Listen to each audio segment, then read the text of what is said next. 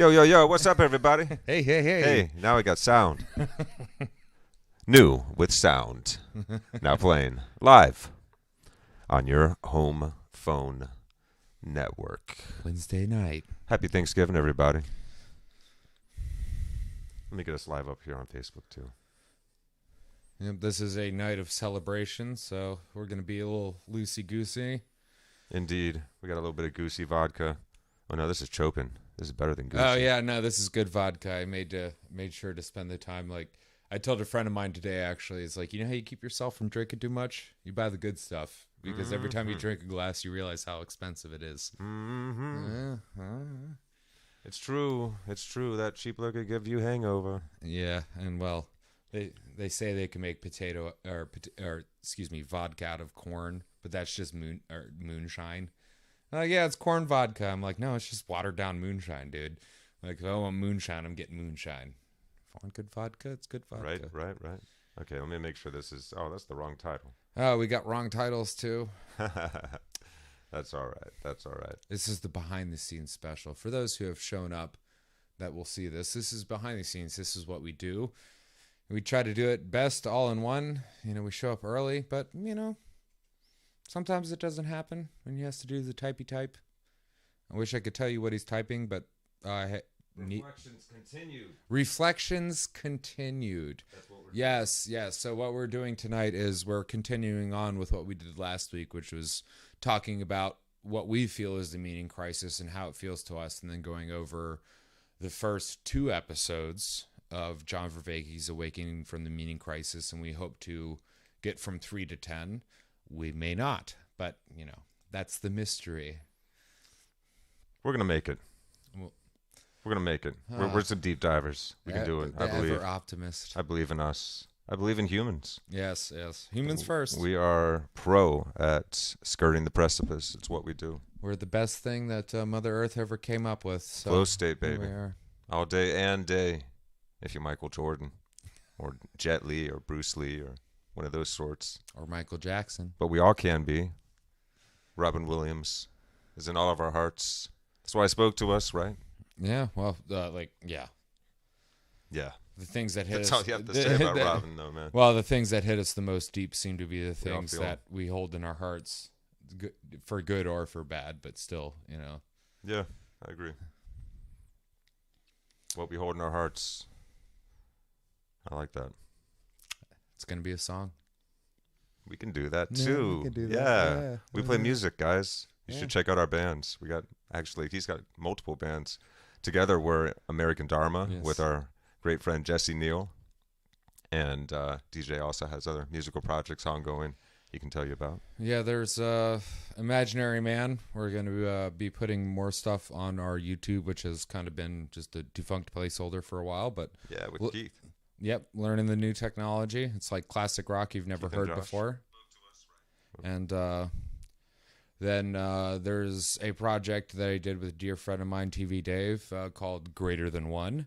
You can find it on the interwebs at, I think it's like either greaterthan1.com or Greater Than One Band, and then one of the first hits you get off of Google. I'm not the tech guy. I'm sorry. I just show up and play bass or drums or whatever I'm playing. And then there's a band that's Infusion. That's only a treat that you can find if you're in the right place at the right time. Yeah. It's improv funk music. That's just, I call us the Drunkles. We've gotten to the point where all the kids are old enough where we can play together again and, you know, just drink some beers, hang out in the basement, and some of the kids are old enough to come down and play too. And our drummer's Kid Eden, man. She's good, man. She can hold up with the saxophone. Oh, yeah. And in the future, actually, if I can locate like the actual hard discs, like CDs and such, we'll be able to feature them on breaks and other things because they don't hit the copyrights because, you know, some of this stuff we didn't do copyright-wise because we're old school. Just letting it roll. Yeah, well, you know, if somebody steals my song, I'll just be more flattered than anything. You know what I mean? It's like, oh my God, they stole my song. Oh, boy. Hey, that's one way to handle it, right? That's a good way to handle it. Yeah, well, you know, music is for everybody. But, you know, yeah, you deserve to make your ends off of it as well. Sure. That's a hard thing to think for musicians. You don't even try and keep that in your head too much. You just do it for the love of it, and you know that it's still a crapshoot frankly, for most of us. There's a lot of great musicians out there. Yeah, and frankly, countless. when the music has been out for like 10 years or so anyway, might as well just get it out there. Well, true that, right? You know. Yeah, and share it with the I'm world, not man. speaking for anybody else that I play music with, but me personally. Music is for the world. I don't care. It's the one thing we all agree on, that we don't need to survive, but we all act like we need. Like, it's all incorporated into all of our lives. It moves all of us. It affects all of us. Well, you don't even need to speak We all love it. You don't need to speak the same language either. So, like, it breaks down that divide. And it sounds Mm-hmm. It's like, no matter what language the music is in, there's something Isn't that interesting? that we right? can all pull ourselves into to get a internal view of it. And actually, you can track the entirety of human development through music if you wanted to, and through the instruments that have traveled around the world, which is an interesting thing about that. Because, like, we think like, bluegrass, you think Appalachias, hillbillies and all that stuff, but a lot of the runs and lines and even instruments, come from Indian, like not West Indian, like Native American, but like Indian from India. A good example that I heard was that I am a man of constant sorrow, with all the warbly stuff. Yeah, that's Indian quarter tone scaling that they're using for all those little warbles and all that feeling. Because That'd be a fun song to cover. Oh God! All right, we'll have to tell Jesse. Get us some Dapper Dan. Hey, it was 3-part harmony. I'm willing to do it if you're Be willing some to fire. do it. Be some good Lord Jesus fire. Oh, Lord Jesus, come burn my pants up, because I am a man. Constant sorrow. Oh, yeah, Okay, I don't know the lyrics yet, but I'm going to try this. I want to sing this song. All right. Stay tuned for that. That'll be episode 53 of this 50-part series. Yeah, right. Yeah, we're going to track a couple extra episodes because we're doing reflections. We've gone through the first 10 episodes of John Vervaeke's Awakening from the Meaning Crisis lectures. For anybody new, why the heck are we into this series? Why are we even endeavoring to dive into this 50 lecture series that we didn't pay for? What? What is the meaning crisis? I think ultimately, like, as far as myself goes, and I won't speak for anybody else, but I think it points to. Don't speak for anyone else. But your opinion on the awakening of the meaning crisis. I'm an anarchist. I can't speak for anybody else, but I think what this lecture series, as well as what I think a lot of people are circling around, is the thing that's at the core of most of these senseless, awful things that are happening, that we can see that are happening. Mm-hmm. Like they don't mean anything. It's just a meaningless violence or a meaningless happenstance that happens, and there's no purpose to it either. It's like me personally, I can feel a little bit better about something if it's a traumatic thing, if there is a purpose behind it. Like I don't like needles, but when I got to get Novocaine stuck into my jaw to get a tooth out, that needle going into my face, which is the most personal part of myself, it has a purpose. It's to make it not hurt when they yank the tooth out, right? But a lot of what's happening right now doesn't, these, whether it's painful, uncomfortable, or whatnot, don't seem to have a purpose and don't have any meaning behind them. And I really truly feel that painful things happening in the world. Yes, that because like we can handle the painful, but if it has a meaning and has a purpose, but there's no meaning or purpose. There's no meaning, there's no a purpose, lot of this painful stuff that's happening, or it's hidden. Well, we ourselves perhaps have lost a sense of meaning and purpose and grounding and a sense of belonging. Like people, all these different groups and ideologies are fighting. As you're growing up in this world, you feel like you have to choose a side at this point because people are so entrenched into their tribes at this point. And perhaps one doesn't have to follow any one ideology. We're going to inhabit different ideas and to try different things out. But like you said in the last episode, not to be possessed by We all have. Yes, we all possess ideologies. But we shouldn't let our ideologies possess us. Yeah, we don't have to let our ideologies possess us. Well, and I've said before, do you use the tool or does the tool use you? Mm-hmm. Whether that's like an actual tool or your ego or your ideology, it's like they're there to be used for something, and usually to like garner meaning and to relate, grasp to reality with reality. Sure, just like our personages. Yeah, sure. The idea of a personality, a personage, it's our cast image. It comes from that. Even though it may be a mask, it still is important. It's still it's part of us, and it's what we act through, but it's not who we are. Yeah, we are what acts through that. I am the person that I'm not even the person. I am what has the personality. I am what has feelings. And so what is that? And that's an endless mystery, actually. You find out it has a sense of beingness to it. It has awareness to it, but it has no features. It's just aware because it's what features occur to. And that's sounds trippy and complex, but in the process of self-inquiry and meditation, we can learn to attune to that sense of just the present moment, just right now. And then all the sensory input that comes in, including thoughts, emotions, perceptions, ideas, conceptions, all of those things, and conditioning that plays itself out, it all appears to our awareness, to our present consciousness. And that's what we actually are. And that thing can be delved into, and we find that it's endlessly deep, quite peaceful and serene. And it can be, that sense of peace and serenity can be cultivated. And what a beautiful thing. And so that's the awakening side of the awakening from the meaning crisis. And as we talked about in our last episode and introducing this series to everybody, we were referencing how Vervaeke is describing a light and dark side of what he's seeing occur in the world right now. And the light and the dark sides being there's a mindfulness revolution in the world right now of fascination and interest with Western countries and Eastern mysticism, mindfulness, meditative practices, contemplation, stoicism, mysticism. Yeah, it's like the merger between Western libertarian or liberalism, depending how you're using the words, and then the Eastern mindfulness practices. Interesting, are combining right now. Well, and our Neoplatonic influence as well is coming through and merging with the East. Because so the whole world's getting to know each other deeper and deeper, and our ancient wisdom schools are coming into collaboration with one another. Well, anecdotally, I'm also seeing like a resurgence of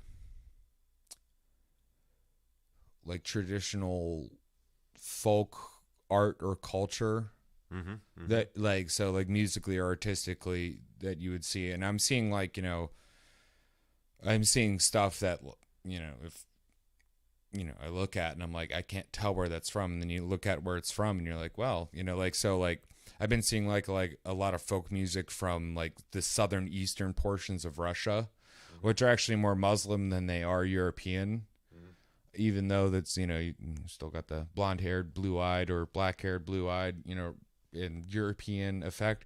Right. But people putting out their traditions into whatever this ethosphere of technology, and whether or not it's a way to just keep it alive for future generations, or if it's a generative thing. Yes. And I'm seeing multiple like all different kinds of cultures, from like Mongolian cultures to the deepest portions of the South American rainforest cultures and everything, like coming out here in full blast in an artistic way that hits you in a way that you don't necessarily understand. So you have to take the time to go through it again, and then again, and then again, and then again, and then break it, and then reform it, and break it, and reform it, and break your own understanding, and reform that, and break that, and reform it. If anything, it's good. That breaking and reforming process is something Vervaeke's taught us about, that we've learned about so far. That humanity has been taking part in for thousands and thousands of years, ever since the existence of the first shamans and medicine men that were inventing ways to alter their consciousness, fasting, sleep deprivation, chanting, dancing to exhaustion, plant medicines, rituals, all different kinds of forms of meditation and breathing techniques. And in doing so, we were probably releasing endogenous amounts of DMT or ingesting it otherwise. through plants and other substances, others as well. But that one, I think, mainly because it exists in the human body already, and you can bring that amount higher through breathing techniques and other methods. But regardless, that's another aside. I've done some talk on that on this podcast. But we were talking about that earlier. It's like, what is with that? Why is that thing in almost everything? Yeah. That's a very intriguing subject. We'll have to do a special episode on that sometime. Even if it is just simply a reward mechanism for... I mean, that can be gained like right here, right now, and within 10, 15 minutes by doing a breathing technique in even a decent microdose amount. Well, even a really good conversation will pull you into it too. Well, it heightens it, doesn't it? Yeah. Because we can have these awakening experiences just in conversation. Like, I don't know if we've had these conversations, so I'm sure you have, but I don't know if you guys have had a series of dialogos. Yeah, where you really feel like brought up and brought out, and I think like the dialogos is amazing. There is something that happens when people are in conversation, and it's rare and it's very special. But there's something like almost a third something. So say there's two of us, there's an additional thing that's like the collection of both of us that will start to talk through both of us. And we can almost like we're in the flow state, just like if you're in the flow state, we're watching ourselves as it happens. And it's an intelligence greater than us. So it's both of our brains working together. So the human beings actually have a capacity for working and thinking together that we haven't been accessing in mass for a few thousand years, but Plato and Pythagoras and them were all playing around with this stuff. Could it be the collective consciousness? So we talk about the collective unconsciousness. And this is Jung's idea. But there's the collective consciousness. Yeah. And I've had they call it the logos when it comes through. That's why it's so dia-logos. Yes. Yeah. And because like the collective unconscious, like the way I think of it is like when it seems like everybody's got a headache on the same day and we're all kind of like going through a bum little undertow with things.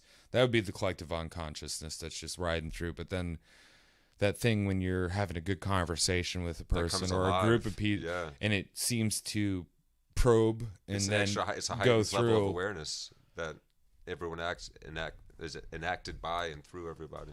Well, if we were to think of ourselves as like a locus in the sense of like locus, like a thing that things pass like through. Loci, like multiple locuses. Yeah, loci, and then there's something else moving through. And not to get mystical or anything, I think but loci, I don't know, man. I'm guessing. But there's multiple. We're openings for the same light to come through. Exactly. And what is that same light? What is that same light? I don't know. I don't know. You know. Yeah. The film Arrival, sci-fi movie that came out a few years back, so friggin' good. So good. That is a great example of what is the logos. Well, you won't gain much understanding, but you'll get an idea. You at least get a presentation of that great mystery that logos entails. We'll let John Vervaeke talk about that in future episodes. Yeah, and we're only 10 episodes into, so there's a lot more. There's a lot more. Yeah, we have 40 more episodes to go. So goodness. We're gonna be doing this for a few more months. We'll have some stuff to do in the future. I hope you're up for it. It's the proverbial the socks sitting over the bathtub. The dirty socks. So when you come home, you have something to do. So you will come home to clean your socks. There you go. Have you ever I think that's like a film noir kind of thing where you got like the private eye, whatever. Oh, there you go. Okay, and he always has socks hanging from the shower, but they're dirty socks, so he has to make sure he survives so he can come home and clean his socks. That's a great little character detail, right? But yeah, that's it's like I don't know. Where are we gonna go from here? Well, there's something there, so there's something to do. There's places to go. And forgive me while I'm managing all this, but I threw out my back the other day, sitting. Oddly enough, that's what happens as you age. Yeah, if you sit too much, then it messes you up. And you turn the wrong way. You see a cat, and the next thing you know, you got a crick. It's funny, actually. When I threw my back out, a friend of mine, she was talking about her partner, She's like, yeah. He threw it back out, just looking at the cuteness of the cat. It's like, look how cute he is. Oh, God. Never looking again. Yeah, so now whenever the cat's really cute, he's like, no. She's like, no, don't do it. No, too cute. You're going to throw your back out. I don't want to know. Oh, boy. Hey, happy holidays, guys. Yeah, happy Thanksgiving, everybody. And even if you're by yourself, hey, happy another day doing whatever you do. Yeah. There's a lot to be grateful for. This is like the best holiday. Yeah, not just because of the food either. No. Yeah. No, it's all about just sharing gratitude and thanks. I like that. It's good vibes. Good food, family. Isn't it funny relaxation. As humans, we realize we need to create rituals to keep us like, hey, at this point in time, we need to have like a time where we're thankful. And it's not just Thanksgiving either. Like feasting celebrations are all about being thankful about things. Off all year, and now you harvest finally, and then you have a celebration. Yeah, and a lot of times they're in the middle of the like most hopeless dark. Well, you're about to go into the cold and the dark time. Yeah. So prior to electricity, this world was dark. Well, I feel like that's missing for people, though. Part of us losing a sense of the transcendent is just due to the amount of light pollution. Well, for sure. Like you don't see the Milky Way. The first time I ever saw the Milky Way, ghost trail of the Milky Way. The first time I ever saw it was awe-inducing. I was 17. Just induces a deep state of wonder every time you see it. You can't help but be cast in awe. I can tell you, most of our viewers and most of us and most people I know have never seen the Milky Way. Like, I went to Temecula, California, and got to see the Milky Way at probably like 7,500 feet, which isn't much comparatively. But it was way more grand than it ever really realized. You've ever been out on the ocean? At the beach, you can get a glimpse of it. But out in the mountains, away from civilization, you can get a glimpse of it. But there's places on this planet you can still get that old primordial view. Well, if it wasn't for the Milky Way, would we have ever had this idea of like, what are the heavens and what is this? And it helps us keep track of time, and it's like even dung beetles orient themselves to where the Milky Way is in order to move their. We had to tell stories about things far bigger and greater than ourselves, and come up with ideas of the infinite and the omnipresent to account for this limitlessness. If you ever get the chance to travel into like big sky country in the middle of the night, do it. Sky country. Yeah, away from cities, and hopefully either really high up or really flat in a dry environment. But it's like. It's just something else. Sky, yeah. And I never saw anything like that for the first 17 years of my life. Anywhere. I mean, you can do this in the middle of the city. Just find any tree, Yeah, do it with the tree, but I've been in the middle of the city. Like, I went to New York and Long Island. And when the sun went down, it just felt like I was in a Petri dish. And I was like, I don't like it. The Truman Show, baby. Oh, yeah. Man, squished down into, like, this two-dimensional existence. That was a good movie. Yeah, cities have their benefits. Yeah, well, it's a great place to meet together and trade art and culture. Yeah. Not for long-term domestication and domestic living, I would have to say, my opinion. Well, we're learning to operate now as interconnected nodes that can cast and stream and interact from anywhere. But let's be like the slime mold. Everyone's so excited to jump into Zuck's metaverse, so we're all going to be hanging out. Nope. Not there. Yeah, no, apparently that's not working out either. It's not working out so well. It was giving people bad migraines, and it just seems weird. And, well, sorry, Zuck, but no matter how much you say smoked meats, I'm still weirded out, and I don't think you eat. I think you're like a robot. They say he's a lizard. I think Zuck's a robot. Yeah. What is love? And not like, I also think Lex Friedman is that his name, Lex Friedman? I think he's a robot too, but he really wants to know what love is. Because he always asks, what is love? What is feeling? He's a Why robot do that has humans a feel? Yeah, he's like, how do I feel that? What is this? Which is endearing. Well, let's pray for Zuck. Yeah, no. Let's be thankful that he did take that really shitty initial version of what was it, face whatever rate that became Facebook eventually, and he made Facebook, and now people have a place. I like MySpace better, but Facebook is. He's trying, man. He's trying. Well, I don't know if he's evil. And no, I think he's like Dick Cheney. In person, Dick Cheney even had the scowl, man. And I don't even. We don't get enough evil people that are obvious about it. I don't even think Dick Cheney was entirely evil because of his own self. He went through some shit too. So He must have. But when it comes to Zuck or anybody else, from it's the like black egg and the dark venom poured out. No. Well, if I had to walk any of these people down, I'm actually a humanitarian. Yeah, if I had to walk, easy to make fun of. If I had to walk anybody down the path to anywhere we're going or safety or whatever, whether it's Zuck or any of these other people that we would demonize, I would still make sure to the best of my abilities to get them down the path and where they needed to go. Yeah, now I feel bad for making fun of Zuck. I'm sorry. Oh, no, I don't feel bad. I'm making fun of him all day. I'm actually using Facebook to live stream right now, bud. Yeah, well, criticism, say, are we on Twitter, live stream on Twitter yet? Once we are, I'll start making fun of the Elon. I don't actually know the guy. Well, that's the thing is like, you can have criticisms about what's going on and what you perceive. Yeah, should we get on Twitter? I already have Actuali on Twitter. I did that I'm a not long sure, time ago. But to go on with this though I don't stream there. Is no matter who they are, even if they're the most evil, if your task is to get them from one place to another in the most intact ability, like say I don't know, you're like a river guide and you're getting them down the river. Oh, I thought we were talking spaceships for a second. Well, even if it's spaceships too, river craft or spaceships, but still, even if I had Zuck in my boat and I was getting him down the river, I would try really hard not to have him die on my boat on the river. Yeah. Well, I'm looking out for you, even if I like him or not. Yeah, I don't know if I actually like him. I just have a bad impression because Facebook. It sucks. Everyone knows it. No one likes it, but we're all stuck on it. I watched that took over. I watched too many hearings of him talking to Congress to I don't like the blatant line. Yeah, that's maybe part of the problem. Yeah.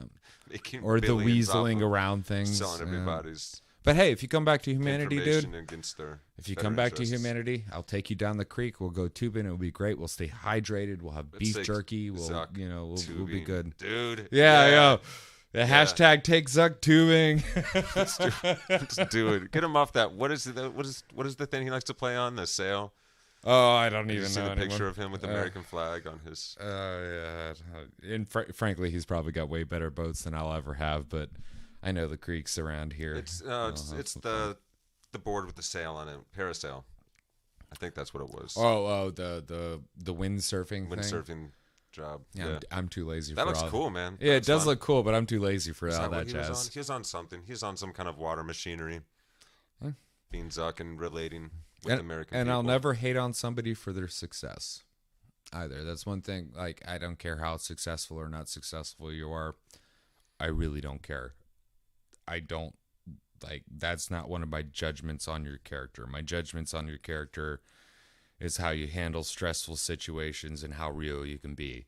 And even if you get super stressed out and freak out, if you're still a real person, that's fine because that's you under stress. So at least I know, right? It's the unknown I can't deal with. Is if I don't know where you're coming from, like Bezos. I trust him way less because I do not know where he's coming from at all. Yeah. Facebook could just be Mark not knowing better. He seems like he's a really smart guy that can easily just lack some common sense. Well, did he have any meaning and purpose behind? He could just be really autistic and have trouble relating. I mean, that's awesome. That's fine.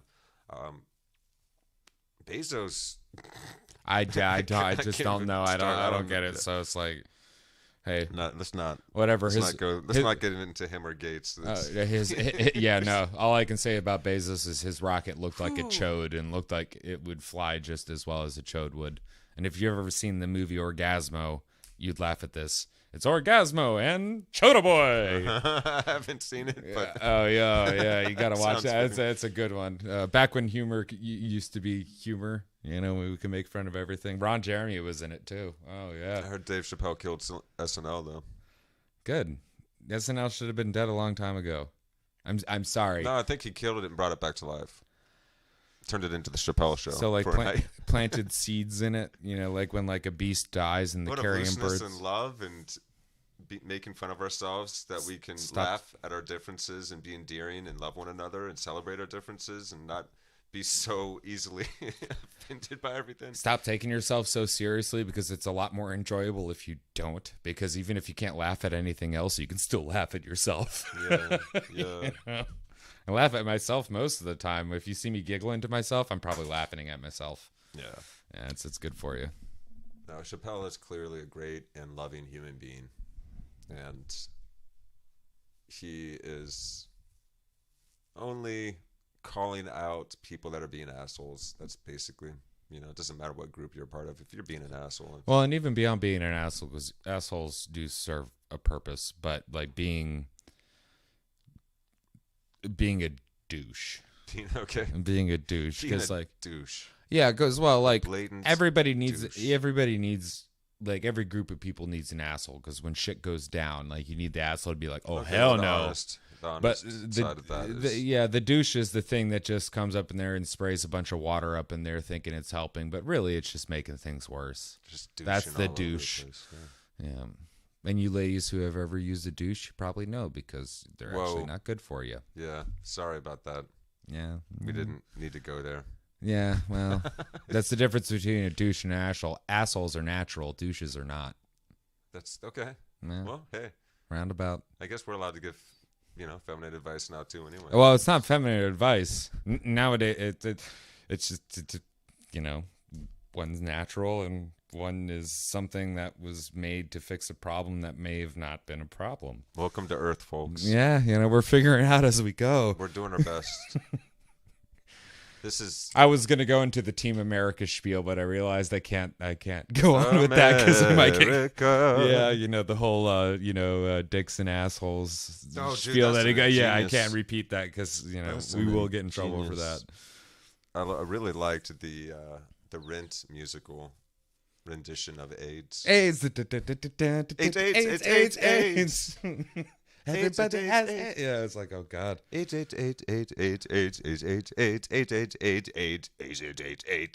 And then the long breathing at the end where they're all going, but they're puppets. So, I like the love scene where he like pokes her in the eye. He's professing his love. That's the beauty of we art. need South Park. Yeah, we need the jesters in this world. Well, and also things that like to help us from becoming uptight assholes or douches. Well, so we can get offended and get over it. Because an uptight asshole becomes the douche. Becomes the douche, or it's douchey. Yeah, it's parallel. It's close to. It's related. Well, yeah, and I think like humor should make you feel uncomfortable and slightly offended, and that's why you start laughing. Oftentimes, and then you continue to laugh because you realize actually that's right. No, that's true. You laugh because it's true. You can't help it. It's involuntary. Yeah. And even if it's just one of those laughs, when you hear. It's one of the most ingenious devices that humans have come up with for dealing with difficult issues. Well, and at the comedy show, you kind of feel offended if you haven't been roasted, or at least that's how it used to be. Because it becomes endearing. It's a way of showing somebody that I care enough about who you actually are to throw some shade on you. To truly honest, and that I love you. I don't mean this personally. And if you can actually throw it even back, then even better. Yeah. Well, that's where it's like, what's his name? Andrew Schultz. What he does really good is like, in my opinion, I think he's an expert on like almost all cultures because he can spot people in the crowd and tell exactly where the hell they're from. Even if they're like from an ethnicity of people that is not like something you should know. And he knows. And then he knows the ins on it. Like he knows enough about it to like rag on you about it. And then you're just like, damn, I feel included. Most people don't know. Wait, how do you know? Man, fuck you. It's time growing up in New York City, I think. Yeah, probably. Most definitely. And also, like, comedians are watchers. The reason why they're so funny is they're constantly watching people. They're constantly analyzing. And writers plus actors. Yeah. And producers a lot. And particularly nowadays, the comedian, the best. Everybody's the producer now, man. Yeah, comedians are like, what Andrew, like, yet again, not like, riding up on Andrew Schultz or nothing, but he decided to put out his last special like an episode at a time for free instead of it being a pay-per-view thing. Like I was able to catch the whole special because there was you just put out a little bit at a time, which is great. Nice, it's just like, hey, let's go, instead of doing it the way it was making before. All the money. And well, regardless of no, he didn't sell it to anybody. No, he had it was going to be on one of the major Yeah. You know, Amazon or HBO or yeah. And if I'm getting this right, Comedy like there was something Central or Netflix where or he somewhere. kind of had to say no to some stuff. I may be getting it wrong, but There was something they wanted him to take out, and he was like, "No, yeah, I'm not doing that." which awesome, you know. So he released it on his own. And it's authentic. Made bank. Yep. And now everyone regrets all of those corporations. All the comedians are starting to go on their own, do their own thing, become independent. Well, so are the artists, like the musical artists. Yeah, we're used to not making money anyway, man. Yeah, right. You know, we do this for actually, the love, baby. We're making more money if we do it for ourselves, and then instead of signing on to some big thing. Yeah. Artists do it because you get to dance and play and at the edge of culture, and you get to help inspire and. You know, well, you get to fulfill. You get to reflect. You get to fulfill your purpose as an artist. Well, that's artist helps show you're driven what as is an artist, apparent. You can help it. Yeah. You know. Yeah. Because like the best artists don't drill the message down your throat. They show you what's apparent and let you come to your own conclusions. Oh yeah. Whether it's visual art with paint or whether it's musical or poetry. To do that. Yeah. With everything, you get to still draw your own conclusions. Plus, there's this thread that the artist shares. Yes. That informs it, of course. I like Terence McKenna's quote: "The artist's task is to save the soul of mankind. Anything less is a dithering while Rome burns." To give you the short, condensed version, but it's a very cool quote. I like it. That's what we're continually doing. We are helping to awaken. We're doing it. We're awakening. We're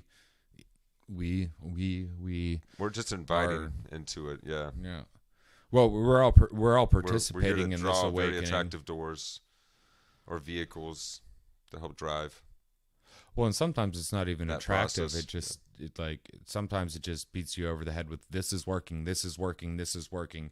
I know it makes you feel uncomfortable, but you got to look at this because this works. Like that's how I come to terms with things. It's like I'm stubborn. I'm like no, until it keeps beating me in the freaking head, and then it's just like oh, okay, actually yes, no, that works a lot better than what I was holding on to thinking worked in it, So like even if it's not, and art informs us, it inspires us, it gives us new horizons, it helps us stretch our thinking and imagination out, and we all love it. Yeah. I'm thankful for all the artists that have helped. Even the bad artists. Yeah, I'm thankful for that too. Help mold who I am and help mold the world, and I don't know if mold's the right word, but help guide or. Well, I'd say mold is partially. Mold is pretty good though, because there's different stages to molding. There's the armature work to put the mold onto. There's like if you're working with clay, there's the slumping aspect. Then there's the aspect of in order to create a mold of something, there's so much things that have to go on. We are literally molding reality. Right. And I don't mean this in a postmodernistic sense of like, oh, well, what is real is what we decide what is real. It's like, no, but we are molding reality. Our society. Every individual is what makes society. And also, so we are what informs and creates culture. Each of us. The artists are the ones that become self-aware of that, and they are creatively compelled to share. They can't help it. There's just a love of sharing. Yeah. That comes through the artist. Well, and we also like beyond culture, like even physically, like, the artists that do it in the physical world are your engineers and your architects that can make great dams and large buildings and all these other things like that. We are literally molding our universe to our perception. And that's a lot of responsibility too, because if we mold it in the wrong way, that's where we're at right now is like we're on the precipice. Is high level, man. Some of these ancient cathedrals or IAD, Dulles International Airport, it's freaking beautiful. Yeah. There's amazing constructions, and that's even the collection of a lot of different. The humble beaver skill sets can create an ecosystem, but can also destroy an ecosystem just because of its architectural dam. Humans do the same thing, but maximized, and we're able to get off the planet and do it too. I like Daniel Schmachtenberger's idea of human beings being like a caterpillar that's in the midst of its phase shift before it becomes a butterfly, so it's in the cocoon, and it's dissolving. Well, prior to doing that, it's eaten up everything around it in its local environment. I remember that one. Yeah, just destroying and eating up everything, and then it goes into hibernation. If you see this thing before it becomes a butterfly, you think and then it's it a becomes pest. a super pollinator. Yeah, afterwards. And it actually it's actually instrumental to the progress of that local biosphere. Yeah, you would think that it's a decimator, Well, that's yeah, a destroyer, that it's a every total time pest. the caterpillar comes, it But eats all the leaves on the tree, and but then humanity afterwards, is in a phase shift right now. And the phase shift is the point in the cocoon to where you can either stay in any longer, or you're going to die like a baby in the womb or in the egg. Yeah. If you come out too soon, you're going to die. If you stay in too long, you're going to die. So when you're at the phase shift, you're at a point where you got to crack the egg and come out. And that's where humanity is at. And it almost seems like we are doing it. We are doing it in the way that the tardigrade does, and what the what do they call tardigrade? The I know what they are. Sand bear, the water bear. Yeah, the water bear. They can survive in space. So fungus what the tardigrade does to reproduce is when the female tardigrade, or however I think it's female because she's producing eggs. So the female tardigrade, when she's ready to produce eggs, she sheds her skin and leaves the eggs in her outline to then develop and figure out. And then they have to figure out the hole to get out of the outline. Whoa. So I think that's kind of what we're doing as humanity too, is we've been leaving this outline and then layering our eggs in it, and then we're fighting to get out, but like there's only one place to get out. Are we trying to find the butthole of the tardigrade to crawl out of? I think it's actually the face. The face. The way it sheds. Yes, but yes. Yeah, but like, or the mouth. I thought the symbology though of the potential of multiple things growing out of the shell of the previous. And then it has to probe every limit of that shell to then find where it can get out of the limits. And I think we're kind of there where we're probing every limit of our understanding as humans as we are now with all the knowledge we know. You're like a baby with a bunch of super powerful weapons. Yeah. Just like dropping and heavily armed and baby. The physics out of everything around it. And what happens if I smack this against my head? What happens if I throw this at the adult in the next room? What happens if you're saying we pound should this thing against the table? Make a t-shirt with like a baby with like a 50 cal machine gun and one of them like German grenades, just like. It's not a bad idea. Yeah, it's an analogy it's been used. It could make some good memes and t-shirts. Yeah, I like it. Yeah. And then people are like, why would you have that? And it's like, oh, there's a deeper meaning. Yeah, we should get into this. Yes. We're 42 minutes in. Good. Perfect timing. We've got 8 episodes to go through, I think. Yeah. 3, 4, 5, 6, 7, and 10. And we should do a shout out for the beautiful individual who decided to do very coherent notes that are going to help us through this. Mark Mulvey. Mark is going to help us today. Yes. You can check out Mark Mulvey. Let me show you. Mucho appreciated. Mucho appreciado. You, Mark Mulvey, for creating this. Check out Mark Mulvey's Medium, markmulvey.medium.com. He did summaries and notes of each episode of the Awakening of the Meaning Crisis, at least for most of the series. And so that's going to be a helpful framework for us. I can see the word framework. I'm borrowing it as we speak. Yeah. It's funny how that gets in there. Yeah. I like that human brain processing power. That was actually like on point, man. It's very intuitive how it does that. Intuitive. Okay. Happy Thanksgiving, guys. Pumpkin pie. That's what's on my mind. Anyways, yeah, we're going to get into the continuous cosmos. That was episode 3 of Awakening from the Meaning Crisis. Continuous Cosmos. Was that the whole title? Let's see. And modern world grammar. Yeah, that's okay. Yep. Yes, this is when we start to get into the language aspect of our psychotechnologies and the start of myths, starting to write stuff down, more on create rituals. Stories. Yes. Yeah. So let's roll through this here, and you guys can roll along with us. Let's see. We're gonna have to pace ourselves now. We're gonna have to behave and not talk about Mark Zuckerberg and Jeff Bezos.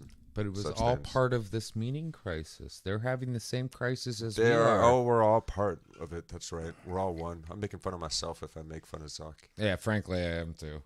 It's what we're really doing, man. Yeah. It's the truth. Oh. Yeah, it's what we do, guys. Very virtuous of you. It wasn't virtuous of me at all. Well, to realize. Yeah, well, I knew it as I said it, too. Well, and I was to like, realize. this is not my normal style, man, but I'm drinking the vodka and I'm loose. And Well, to realize that you're making fun of yourself when you're making fun of somebody else. We got it. It's quite virtuous. Theoretically, I think. Anyways, yeah, let's dive in, because Mark's got some great notes. We've got our own notes here, and we're going to share our thoughts from these episodes we've gone through thus far.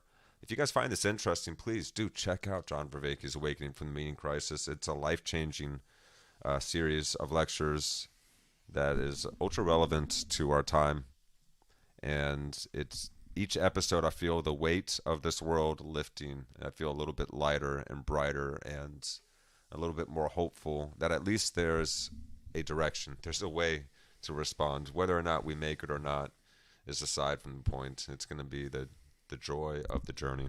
Well, it's nice to know that we're not just like circling in a death spiral. Like, no, there's a reason all this is happening. There's a reason to the circling, and it's not just like how ants... And unwinding the knots that we've kind of gotten ourselves wrapped up in. Yeah. You can feel the relaxation in your own psyche as you begin to understand how you tick and why and how other people are ticking. And there's less blame and anger and resentment, and all that personal offense side of things starts to relax away, and you start to see, oh, this is just part of the process. We're in the midst of the story. We're not perfect angels yet. We're not done evolving. The emotions do get deeper, though. But it's exciting. We get to help write the story, and we're all co-creators in this shared reality. And so, take heart. There's something beautiful here, and we're very privileged to share it with you on this Thanksgiving Eve. So episode 3, Continuous Cosmos, John Vervaeke shares with us how our increased awareness of our personal responsibility for the violence in the world, rather than it being some like God that's causing the storm or the death or this or that, we realize we have a personal responsibility for how things play out. We become intensely more and more self-reflective, and as well as how to transform our minds and hearts in a way to alleviate suffering. We started to develop mindfulness techniques and rituals for interacting. So here in Mark's notes, the mythological framework created by people starts to change. The myths they use to frame their world, their sense of reality. Myth, not in the modern sense of a falsehood that is widely believed, but rather symbolic stories about perennial patterns that are always with us. So prevailing truths that persist over time. Creation of myth is an attempt to take an intuitive, implicitly learned patterns and put them in some form that is shareable over a long term. And so that's what we've done with our myths and stories. Yeah, and with our grammar as well. Like so, like every little word we use is a metaphor for something else. Yes, every word we use is a metaphor. So little myths that every is a metaphor combine, for many things. That combine to make bigger myths that make bigger myths. Yeah. And tree is a metaphor for an actual thing that is very deeply and infinitely complex. And it could be the tree, or it could be a knowledge tree, or a framework tree, or it just goes deeper and deeper and deeper. So everything is metaphor. That's an important point. And then the sense of a continuous cosmos, that we were one with everything. So coined by Charles Taylor, this idea, continuous cosmos, that humans experience themselves in radical continuity, a sense of connectedness. People feel there's a deep connection between the natural world and the cultural world and the world of the gods. This allows for notions of talking animals or humans that are divine, etc. Pharaohs in ancient Egypt, god kings, for instance. Differences between things are a matter of degree, not kind. These were not metaphors. That's a really interesting concept. So it's a matter of degree, not of kind. So to go back to cosmos real quick, when we use the term cosmos, and Vervaeke was pretty clear on how he's using it. It's kind of like the apparent unveiling beauty of the structure of the universe. Yes. Opposed. I don't want to say opposed, but like that's as opposed to the idea of universe. For all the stars and everything. Yeah, but the cosmos is the beauty of how all of it is together and how it's structured together and how it avails itself. Like cosmetology, like they're putting the makeup on your eyes to make the to enhance the beauty that is already there. It's almost like the spirit of the universe, the expression of something, to express the spirit, to highlight the inner beauty of somebody. So when we're using this term cosmos, that's like, keep that in mind of the beauty of a radical continuity between the natural world and the cultural world and the gods. So Egypt god kings. Gods are more powerful, more glorious, shining with power. The Greek gods were like that. Okay, I'm looking at my notes here and coming back. Differences come down to the amount of power things have. Gods have more power than humans, but otherwise all part of the same thing. This is also why you see morally flawed gods in Greek myth, for example. Still glorious and powerful, though. Glorious in the sense that they're very shining bright and large and apparent. Yeah. That's what the term glory actually means. Yes. Okay, so it's continuous in another way. It moves in cycles that repeat through time for eternity. This continuous cycle is the power of creation, which humans try to tap into. There's a constant nostalgia for getting back to the harmony of these fundamental cycles. And go on. In the axial age, this way of looking at things is largely shattered. A new worldview comes into play. Yes. So when was the axial age? I had that in my notes somewhere. The axial age in the West was the Greek axial age, and the axial age in the East would be the Buddhist. So during the axial age in the West, this is pre-Rome. There were thousands of years. Yeah. So this is the Grecian era, where what was it? Socrates. Yeah, Socrates was questioning the morality of the gods. If the gods were amoral, then so the gods at that point in time, they were just bigger, better, brighter than humans were, but they were still, Zeus. He was going around and turning into a goose and impregnating ladies and creating Hercules and doing all that stuff, and like the gods still had their baser, what we call human instincts and behaviors. Yes. And I guess it was, if I'm getting it right, it was Socrates before Plato. So Socrates, who is questioning, well,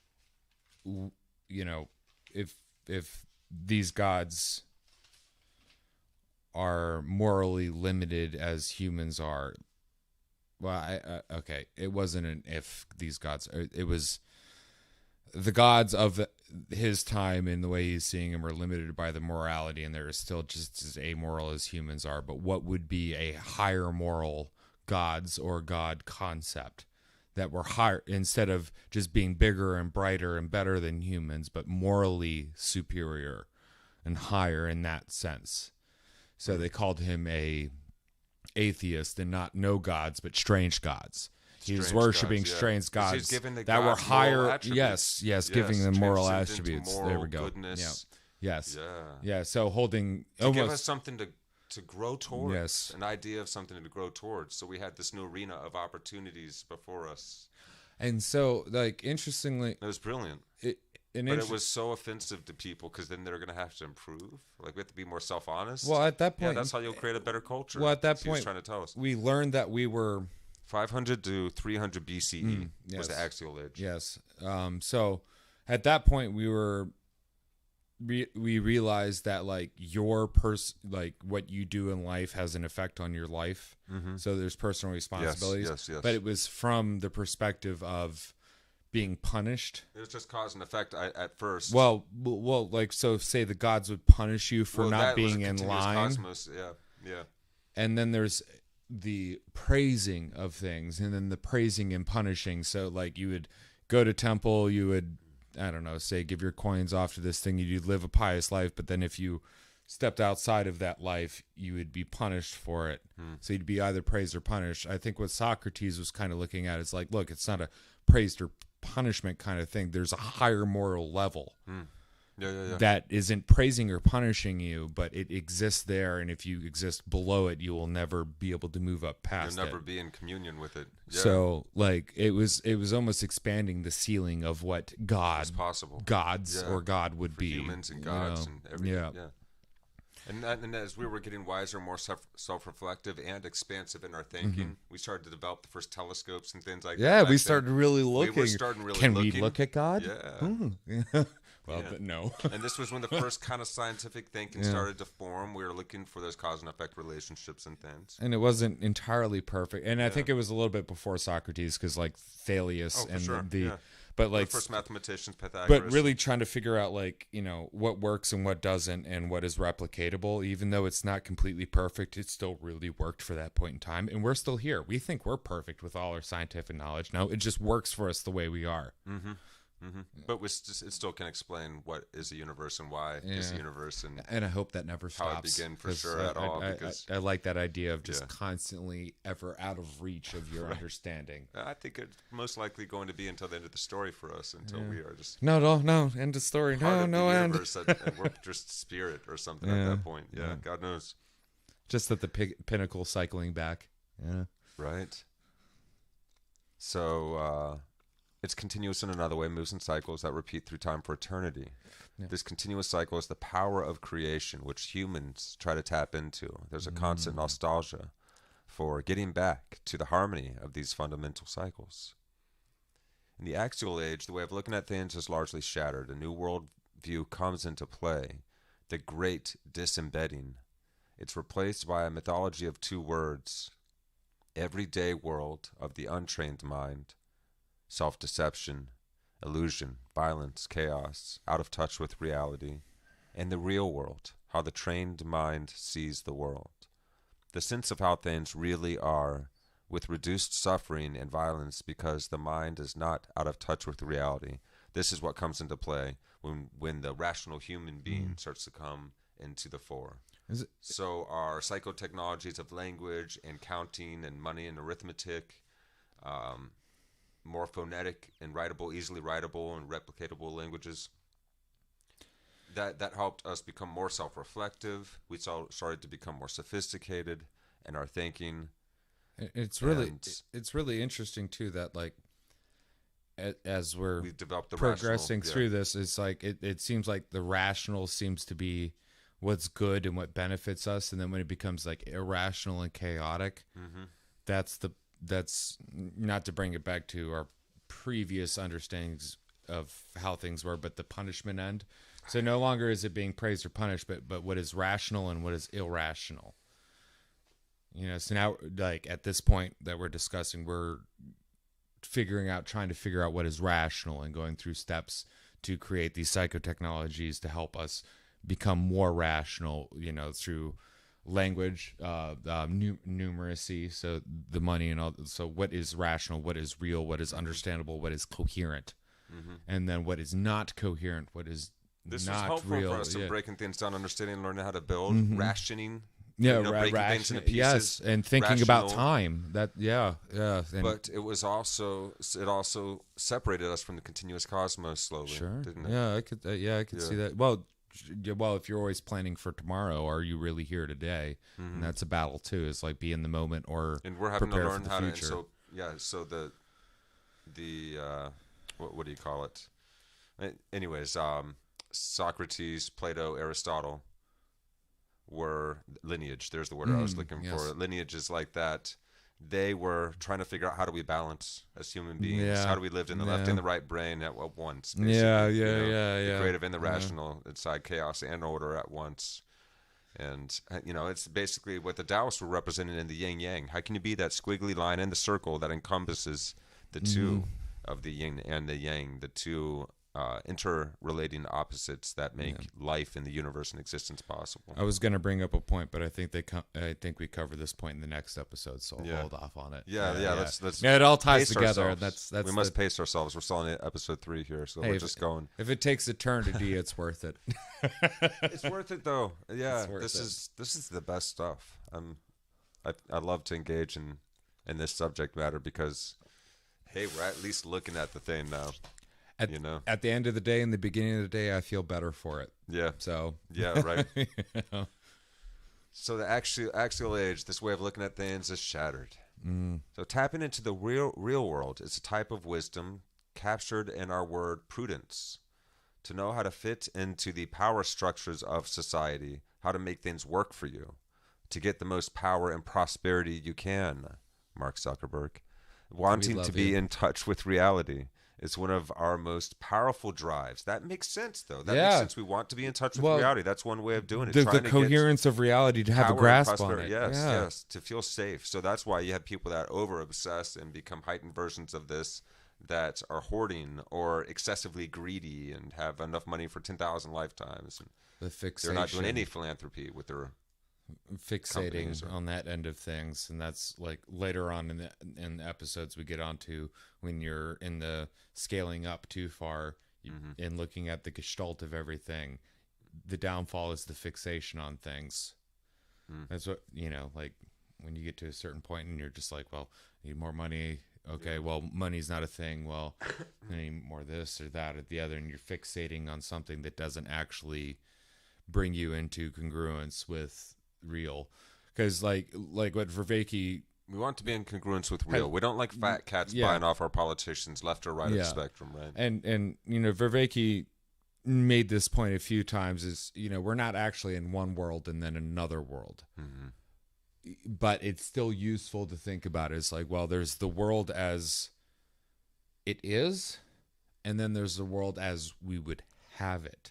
Sure. Well, so it's trying to merge the two. So the world that I would have it, I feel the draw to make sure the world I would have it is actually as it reality. Is. Yeah, the act of creation. Yeah, of act of creating. Name of the game. Name of the game. Or the game of the name. Yes. So how the trained mind sees the... Okay. Tapping into the real world. I just read that. The old shamanic enacted myth of soul flight is being exapted into this sense of self-transcendence. Wisdom now means knowing how to make that transformative leap. Meaning isn't about unified connectedness anymore, but rather a connection to the real world as opposed to detrimental connectedness to a meaningless world. Yes. Wow. Yes. Well, that's well stated there, Mark. Jeez, man. Yeah, man. And Thank you, dude. That's the world is better than my notes. As it is, or as we would have it. Yeah. So the merge, the really getting both of those in together, whereas the world as we have it is as close as it is as possible. Yes. Without destroying what it actually is, so we can have it. Because wisdom is knowing how to make that leap. Yeah. Yes. Yeah. The connectedness to real versus illusory world. The notion of yourself is changing too. Defined more by how you can self-transcend, how you can grow as a person. We're becoming process-oriented. This has become pervasive in our modern self-understanding. We know that we're transformative. We don't like to be around people who aren't growing up, being more in touch with themselves, maturing in some way, shape, or form, expressing themselves honestly, authentically. Well, it's the repulsion, I won't say repulsion, but it's like, outgrowing your group of friends. That's so cool. You can see when someone's selling their self short. It's like we have this potential to see the better in everybody. And you're like, that person's capable of a lot more than they're doing. That's actually a compliment. Yeah. That you're not there is a feeling of disappointment. And that's actually a beautiful thing. There's room to grow for all of us. And you can see it in everyone. Yes. In fact, like who out there besides people like, I love to use the Robin Williams example of someone that just lived absolutely full out life and gave their all to everybody around them. There's a lot of room between all of us and people like that. Yeah. Those people are very special and very rare. We remember them for thousands of years sometimes because they were that there and present for us. And so none of us have to be that, but we all can aspire to. Well, there's that infinite room for us to grow is like, that's heartening. That's comforting to me. And we're not, there's no cap. Yeah. We're not, just room. We're not points on a Cartesian graph. We are a schema. We're constantly moving in directions. We're not and moving towards something. Yeah. So what are we moving towards? Yes, we get to exactly. Aim. What are we moving towards? Yeah. And we get to relate in that process of co-creation. And if we mess it up, we have to take responsibility for messing it up too. That's the other thing. That's the universal game. Yep. You're not always right, and you're not always wrong, and you're never ever completely right or completely wrong. It's This is how the cosmos plays. It's messy, but it's beautiful. Yeah. We're just universalings, guys. We're just earthlings. Cosmos Starlings. No, those birds suck. So Never mind. Earthlings. Starlings. Earthlings is there. We'll go with earthlings. Yeah, starlings suck. If you're not familiar with starlings and Stardust come back to life. Come to life. Yeah, opposed to obnoxious birds that just make a lot of noise. But they used to make beautiful flocks that would do that weird, neural network thing back in the day. Back in the day when there was actually birds in the sky? Yeah, back when there was blotting when out the sun. We still grew a lot of hemp in the U.S. That's probably why. Well, I don't know. I wasn't old enough for that, but I remember a lot of hemp seeds. Though that's if you have a basket of hemp, bird seed, and you have hemp seeds or cannabis seeds in that basket or bowl, they're going to eat all of those seeds, those hemp cannabis seeds out first. Yeah, I probably would too. It's the healthiest ones for them and for us too. And they're the easiest to get at. You just pop used to them just grow everywhere. Yeah. But once that kind of thing started to be eradicated, maybe that's why the bird population plummeted. I'm just saying, besides the pesticides and well, you know what? Even with all the pesticides and all the other stuff that definitely was part of it. It was still a natural cycle. The planet created us, and we're going through it, and we're figuring it out. And I tell you what, true that. Life was almost exterminated by a single-celled organism. All the giant mammals on the planet pre-dinosaurs were killed off by single-celled organisms. Yeah, well, they acidified the oceans and created the air that was unbreathable for large mammals, and then they died off. Here. Go figure. Yeah, right? Yeah. And now... I still say save the humans. Yes. We're the only ones that are going to stop the next asteroid. We have thumbs. We can do it. If you like planet Earth and you think the other species have a chance or should have a chance to survive, all this cute little kittens and bunny rabbits and butterflies. Love your fellow human as much as you love the cute kitten. Save the humans. Who else is going to shoot down those damn asteroids? We invented a game about shooting down asteroids before we even did it. Many games, actually. That is how hard we plan. All right, that's how hard we go. All right, well, what's the story? We created games on Atari before we 20,000 Leagues Under the Sea had the idea for a nuclear submarine before a nuclear submarine was ever a thing. So 20,000 Leagues Under the Sea. Yeah. And they had the in the I forget which chapter it was, but it was somewhere around the middle of it, and they went into the engine room and they opened up this baffle on the thing, and it was just a singular point that created this blinding light. It was a nuclear submarine, man. But long before nuclear submarines. Oh no. Yeah, no, but there's these things that humans do is we project ourselves into the future constantly, but we also project ourselves into the past. Like I think it was the first episode that Vervaeke got on is the future informs the past. Yeah. But also the present can inform the future, which is the past, which informs the past. But we're brilliant creatures, and don't lose faith in humans. We mess up. That's what we do, but don't lose faith in humans. Give humans a chance. Yeah, screw those dolphins. Stop being so self-hating. I don't trust those dolphins. Aquaman. If they had thumbs, they would take over the world. Dolphins? Did you say? Yeah, dolphins. Oh, dolphins. They're too smart for their own good. Let them take over the world, man. They're cool. Yeah, but they're like psychic. They'll hump anything, but yeah. Well, give them a chance. They're lovers. Just don't give them thumbs. Give them a chance, but don't give them thumbs. Don't give the octopi thumbs, man. I'm saying. But does the octopi really need thumbs? They're like all thumbs. They're all just coming at you, dude. Thumbs. That's an 8-thumbed creature, right? All thumb. All thumb. We need an octopus with an all thumb shirt on. Okay, a mascot. An octopus superhero called All Thumb, but spelt in Celtic runes. And it's just big ass thumb shapes at the end of every one of his Well, tentacles. his symbol would be like a octopus head and just thumbs coming all out and just All Thumb. All thumb. All Thumb. That was his original name was Altham, but then it got changed to All Thumb, over time, just because he was after all thumb as well, and so yes, but that's what we learn about this whole series is words are like that. They're funny metaphors. Because be the cause, inform, inform. What's a metaphor? What is it for? What's the meta for? It's not for VR. No, actually, it can be, but it's not for Facebook to own it. It's supposed to be everything, just people creating the metaverse. And they took the word metaverse. Took the word the all-encompassing verse, really. Zuck. No, it's just meta. He's just got meta. Yeah. Yeah, it's still like, really? No. Interesting idea, though. Don't do that. I got why he did it. I mean, it was trendy term that's starting to become popular, and but it's learning he wants to own the space, and he wants people to pay Facebook to be in that space. But the metaverse is, there's going to be multiple verses. That is for sure. That's not just going to be the one Facebook-owned metaverse. There's going to be a multi-network verse. Is he not just another versing extension of the Earth trying to figure it out? True that. Yes. Yes. I celebrate that. Flawed or not, but you know, it's like no. If you met him at Burning Man and tripped with him, I betcha, you could have a good night.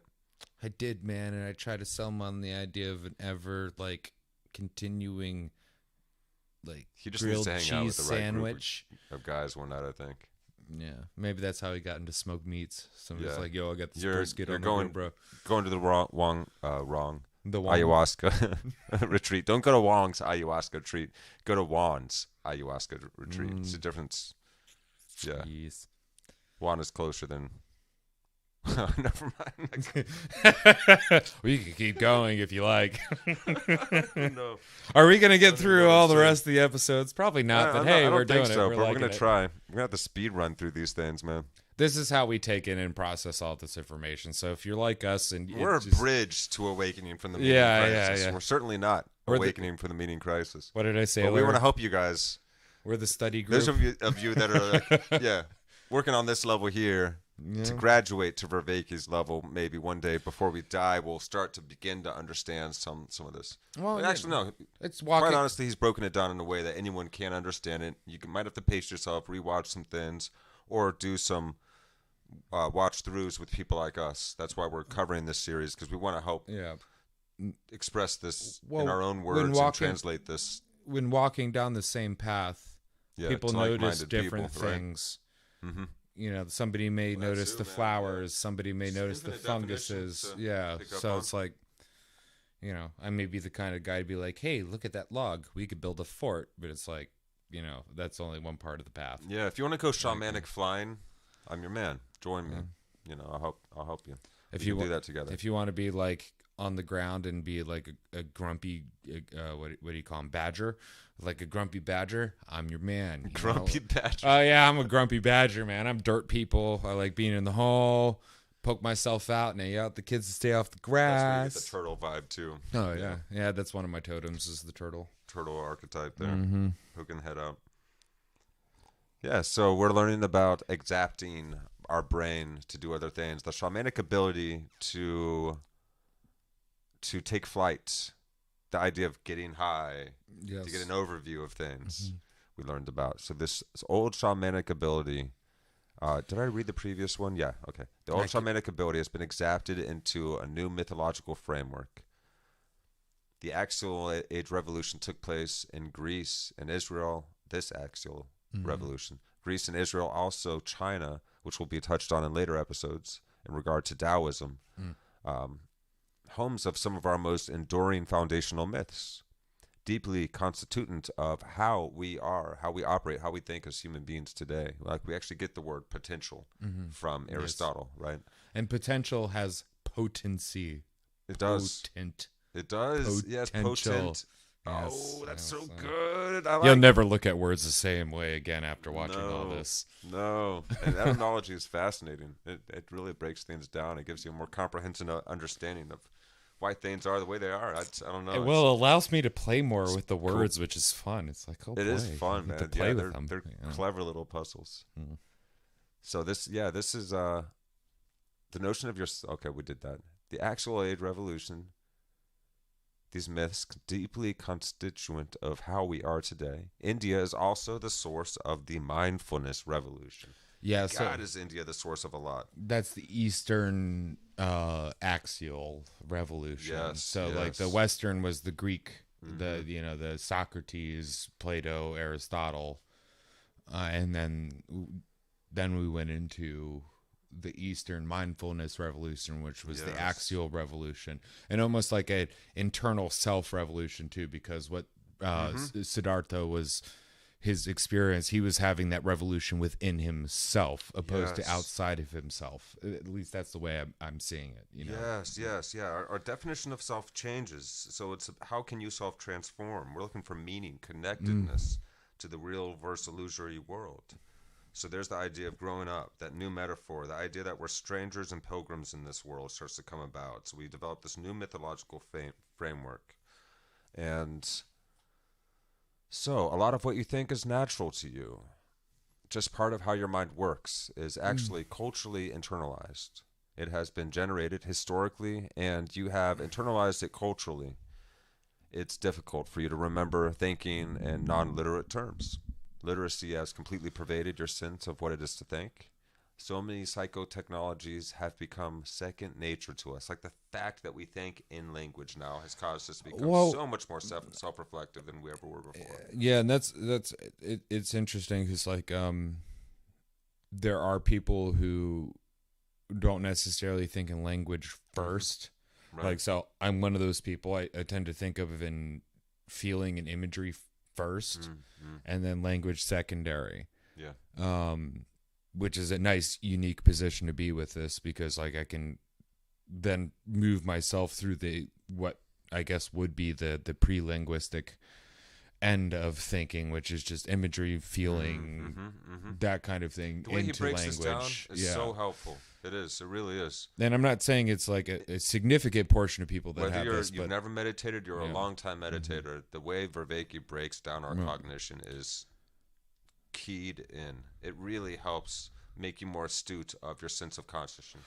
So right? to break down this last little paragraph is like the difference between thinking I'm hungry, right, and thinking the feeling of being hungry. Yes. So like, because like there's just noticing the feeling of being hungry. Yeah. And it's important to be able to balance the two states too, to be able to like, you know, make the language of it be like, okay, I'm hungry, and then also just truly be in the being hungry. But there's still people in this world that don't think vocabulary wise and don't think literally, or what do you call it? Thinking words and narratively. Thank you. So I guess it's like if you're to do the nature versus nurture analysis, this section here would be showing the power of the nurture end of it, like this language that has been instilled to you since you were born by people who have had it. Yes. It's the technology has been handed down opposed to been building up from the inside. Yeah, software versus hardware. Yeah. So a foreshadowing of the meaning crisis that we'll get to here is this new mythology is failing for us now, our current mythologies, the scientific worldview. It's destroying the possibility for us as a species. It's returning us to a continuous cosmos. There is no radical difference between you and the primates you evolved from, for example, mind and body. Science is leveling the world. So this is what's happening in the world then and the world now. How do we salvage this ability to transcend is the question. Well, my limited answer to that would be is to start with learning the stories, the old stories, and then figuring out how to create new stories within a similar framework that is not just limited to the framework of the old stories, but it starts on the framework, but then can build itself off of the framework. You're right when you say story, because stories have resolution. As Vervaeke teaches us, stories have revolution. And a new story has new grammar. And grammar is how we think. And we get that idea from Nietzsche. Yes. That's absolutely true. Well, how we place the thoughts that tie together, yes. Yes. So, returning to a continuous cosmos. Mythologies need to be livable. Don't tell me what to believe. Tell me what you can practice, Vervaeke says. For most of us, we can't live in this new leveled world. We are going through a re-embedding. Copernicus, Darwin, Einstein, all re-embed us back into the physical world, but we don't want to lose all that we gained through the great disembedding either. So how do we reconcile those? That's part of the problem. That's part of our challenge today as humans. So now we go into ancient Israel. The degree to which you don't grasp the grammar of the Bible is the degree to which you don't grasp the grammar of your own cognition, your own relation with the world today. The way that we all think is actually imbued. It's full of Christian ideas and ideals and ways of looking at other people. Yeah. Well, it almost seems like the idea of free speech, of innocence until proven guilty. All of that comes from what we learned from the persecution of Jesus. Well, even the idea that you have a personal relationship with God that's only between you and God. Or that the mob can be crazy and wrong and convict a loving, good person because they misunderstand him. It happened with Plato as well. Yeah. So that's part of the problem. Ancient Israel, the degree to which you don't grasp the grammar of the Bible. So, and this isn't to say you need to be Christian or Jewish. No. This is regarding the mythology, irrelevant to atheism, etc. Grammar is how we put our thoughts together. And that this is a great challenge for us to take on, especially if you're very atheistic or you're very much in that mode of shunning the organized sides of Christian. Well, you can just think of it as poetry, getting in on the poetry and how that, like, because there's a lot of different types of poetry. What's the allegory? So you're getting into a poetry, What's the meaning? And the Bible has a certain poetic movement and rhythm within it and meaning within it. And if you're part of the Western world, how we put our morals and our ways of thinking of like inherent goodness in people or righteousness, like treating people fairly, like innocent until proven guilty. These ideas are very much Christian in origin. Absolutely Christian in origin. Sure. Christianity was a huge revolution for its time. Well, yeah. Because it was giving the poor people even access to the transcendent. It was sticking up for the poor and calling out the greedy. And it even removed the purpose for the middleman between God and the individual. Yes. There was a point in time where you'd have to go to the temple and have somebody. Institutional churches came in and they started to refill that role. Well, that's why they were trying to manage people. They were doing their best for their time. You know, you can have your preference, but if you want to get a really trippy side of Christianity that's closer maybe to the roots, you look to East Orthodox. Greek, Russian, East Orthodox Christianity, because it's totally different than anything you've ever seen. It's really quite beautiful. You brought up the word, but all of it is. I love the teachings of Christ. The way of Christ is ingenious. It's yeah, unconditionality, His love, turn the other cheek, love your enemies as you love yourself. It's beautiful poetry, but like the idea of controlling people. Well. Accountable to a transcendent ideal, even the kings and the rulers and the emperors. Yes, and I guess like there are forces in those times, in these times now, that are more concerned with control. And we just went through a few years of the sickness, and we watched those who were in positions to garner more and more control just hold on to it so hard, and that's all they paid attention to was that control. And some of us really fell almost into like that desperation. And then we saw that holding grasp, and we looked towards that and was like, okay, if I want to control what happens in my life, I have to be controlled by that. Maybe not directly, but like, dude, I felt it. It's like the grip happened, and then we all wanted to become part of the grip. And as we go, we shed ourselves from it. If if you're wise enough to, or if you shed yourself from that grip. Yeah. But that grip, it looks like a hug at first, and it crushes you. And certain aspects of Christianity have been used like that as well. Yeah. Where this grip to help control people has become a grip that is crushing, and then we hold on to that crushing as if it was an embrace, when it's not. It's just crushing too. So that's also back further to the beginning of this. Personal responsibility in the world, and what happens in the world is our responsibility too. Yes, yeah, because regardless, Christianity, various religions upholding this system of ideals. To be a Christian is to follow a certain way of being. You don't have to be a part of an organized church to follow the ways of that one from Nazareth. Yeah. You don't have to be a Buddhist, call yourself a Buddhist, to follow the teachings and the ways of that one from ancient India. Yeah. You know, you just have to be an earthling.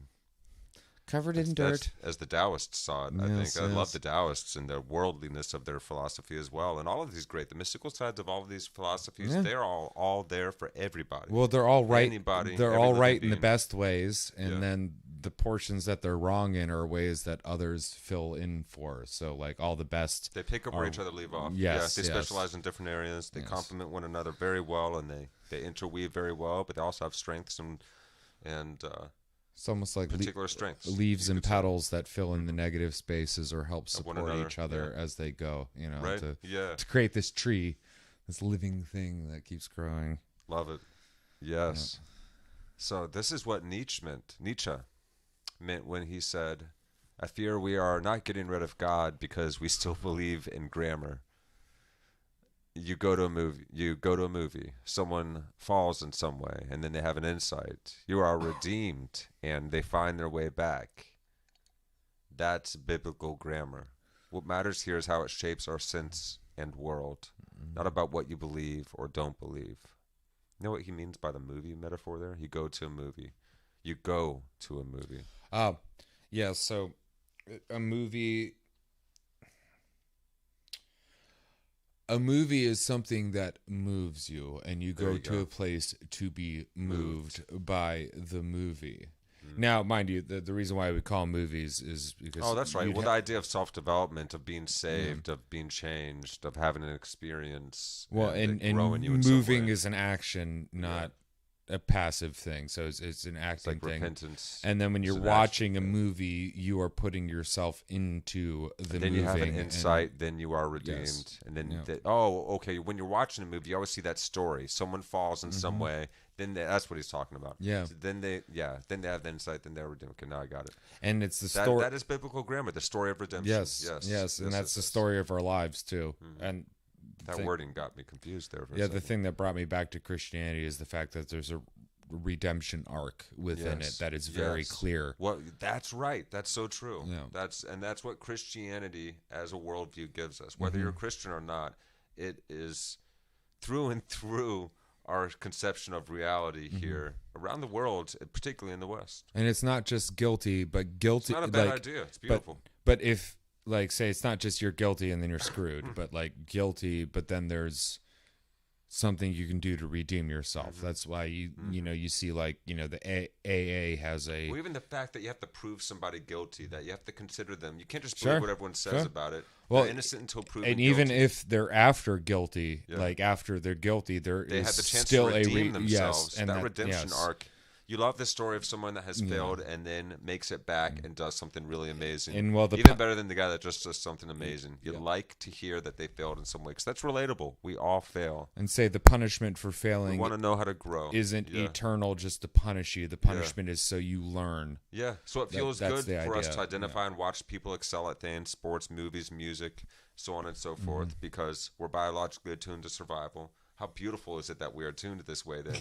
To celebrate. Well, we'd be screwed if we weren't. They do something amazing, even if they fail utterly in life, do something despicable, but then they actually see what they did, they reflect, and they somehow manage to make up for it some way in some other respect in life. Well, interestingly enough, or they do something good in some other respect for life, at least. We don't even correct for their damage. Yeah, and we interestingly enough, we don't even have to.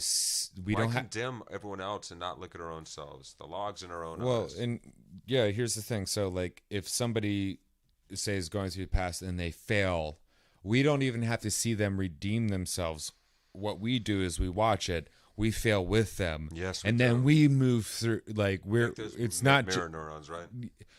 Mirror neurons, but also it's like compassion, so love, like heart neurons. Imagine like it's a story with the cliffhanger ending of like a anti-hero type. We don't have to see him redeem himself, but we're feeling an arc of redemption. Yeah. And even if that story's never written, we'll write it for ourselves. And we'll redeem. Right. That's a good pitch to go off on. Yeah. So I like that. Yeah. But yeah, that's actually, like, if you ask me, that's the one thing that brought me back to the Christian faith is the redemption arc within the Christian faith. Yes. So now God is not bound to time and space. Morality creates meaning. We have the God of the open future now. I will be what I will be. Of course, time passes as a course. So we have turning points of resolution where the future is made. Ancient Israel brought an important psychotechnology, understanding time as cosmic narrative, as a story. And this is a big deal and not inevitable or obvious. Beginning, climax, turning point, resolution. There's a direction and purpose to it. You get a sense of cosmic history, of how the cosmos is extending through time. A radical idea. No more repeating cycles. In fact, the cycles now feel purposeless and terrifying. Here, the future is open. Your actions now, if you figure out how to participate in the story, can change the future. Well, that's the huge responsibility. That's where we are that's right the weight. now. And feel that's the weight of this friggin' world right now. That's God, where we are right now. We all know what's happening all over the world if you want to. You can look on the internet. You can look on the news. And then you're going to sometimes even know the news of other countries without even meaning to, because you're going to hear it in conversation because it's on the TV or someone's talking about it. Or you can just feel what's going on. And our cultures are getting to know one another, intermeshing, intermingling, and clashing, but certainly informing one another more and more. And we're becoming a global culture now. And of course, there's still going to be cultural themes in different areas around different peoples. But God, what a time to be alive in. I wouldn't trade it for any other point in time. It's exciting. Here we are at the cost. Let's get to this last bit. Let's get to this, and we'll take a quick break, and then we'll see how far we're gonna get. We might have to do a few reflection episodes. Now let's like we seem that's to gonna give we time can for get people like to catch up. We can get 2 episodes, so it's like we'll do like 10, and then we'll do 5, and then we'll do 10, and then do 5. Well, it's good to have just talking podcasts too, and I like to reflect on this subject matter in general. No, it's helping me out a lot. It's the theme of the cast. Actually, so for people at home, these are the conversations we have when we're driving to band practice. Like we sit in the car driving, we'll just be having the same conversation. Like this is the current news, talking about Vervaeke and Schmachtenbergers and other guys that are working on this high level stuff. Welcome to the study group, friends. Yeah. We're a little ADD, but we get the job done.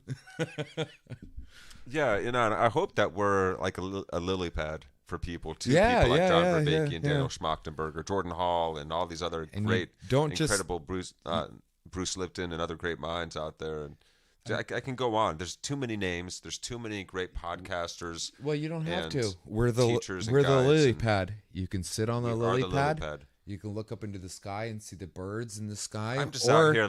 You can look in the water and you can see the tadpoles and the frogs. It's the lily pad is on the meniscus between the water and the sky. Right fresh off the Amanita muscaria flies. Come over here, you little flag, Eric, eating fly.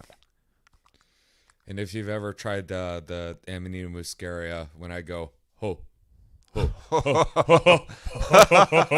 Yeah, you'll get it. That's why Santa Claus goes ho. Yeah. It starts from that deep guttural laugh comes to you, man. You get the rosy cheeks. You get that feeling of like drunky cheeriness. But what they don't show is Santa drooling. That's the thing they don't show is they don't show Santa drooling because that's the other thing with like eating Amanita. You actually want to smoke weed. You salivate so that you can try and dry out your salivation. Man, it's nuts. You super salivate. You can't possibly get sick on it, and it's pretty disassociative. It's not quite nearly as enjoyable as something like regular psilocybin. I think though, it's different. If we were introduced to it regularly for Christmas, like say Christmas celebrations, when it was, you would get used to it enough where it'd actually become that like ho ho ho. All that nostalgia we feel when we hear the Christmas music, because we're feeling nostalgia for stuff we never felt before. Oh my God, yeah.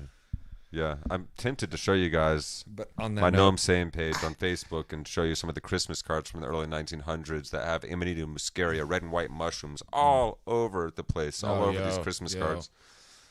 But this was something that we knew about for a long time. All right. I'm going to go pee. Break time, guys. We're going to take a quick break, and we'll come back. We'll finish off episode 3 here, and we'll see how far we get. But go ahead, grab yourself some popcorn, have a smoke, use the bathroom, do what you got to do. Get yourself some snacks.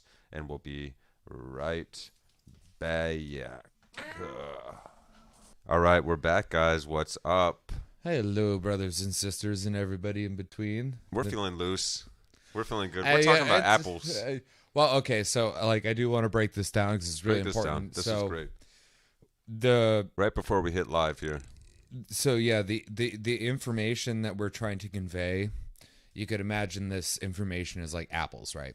So like John Vervaeke and his level of understanding is and beyond high level. His understanding, but like I don't want to say colleagues, but that end of things, it's like they're the apple growers.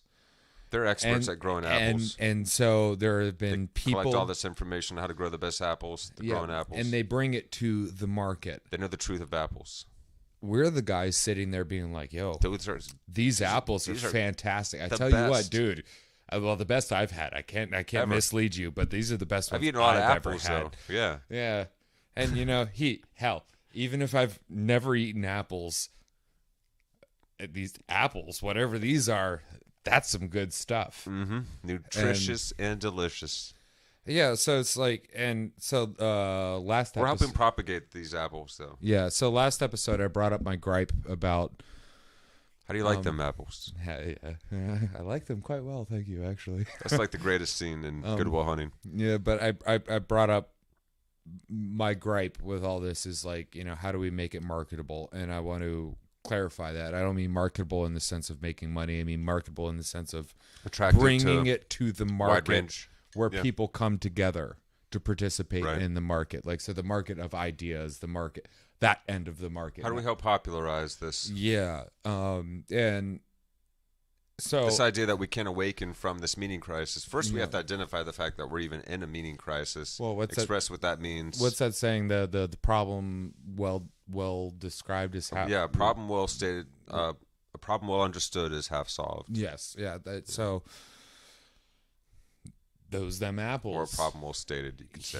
Here's the apples. Mm-hmm. Let's state what they are, and apples of wisdom. Not to be selfish or nothing, but if you follow people on the YouTubes and the other YouTube equivalents online, in the comment sections, bring up this mindfulness revolution, because these content creators, they do look at one way or another. They do look at what is being said in the comments, and I think what is most important is really bringing up this point where we're at, making this a part of our cultural conversation. Yes, and making it exciting and something to be a part of, something to be engaged in. Yeah, to really be a part of, because I could be wrong, you could be wrong, Vervaeke could be wrong, everybody could be wrong, but could also be right. Yeah, well, it seems self-evident that we human beings do create this world.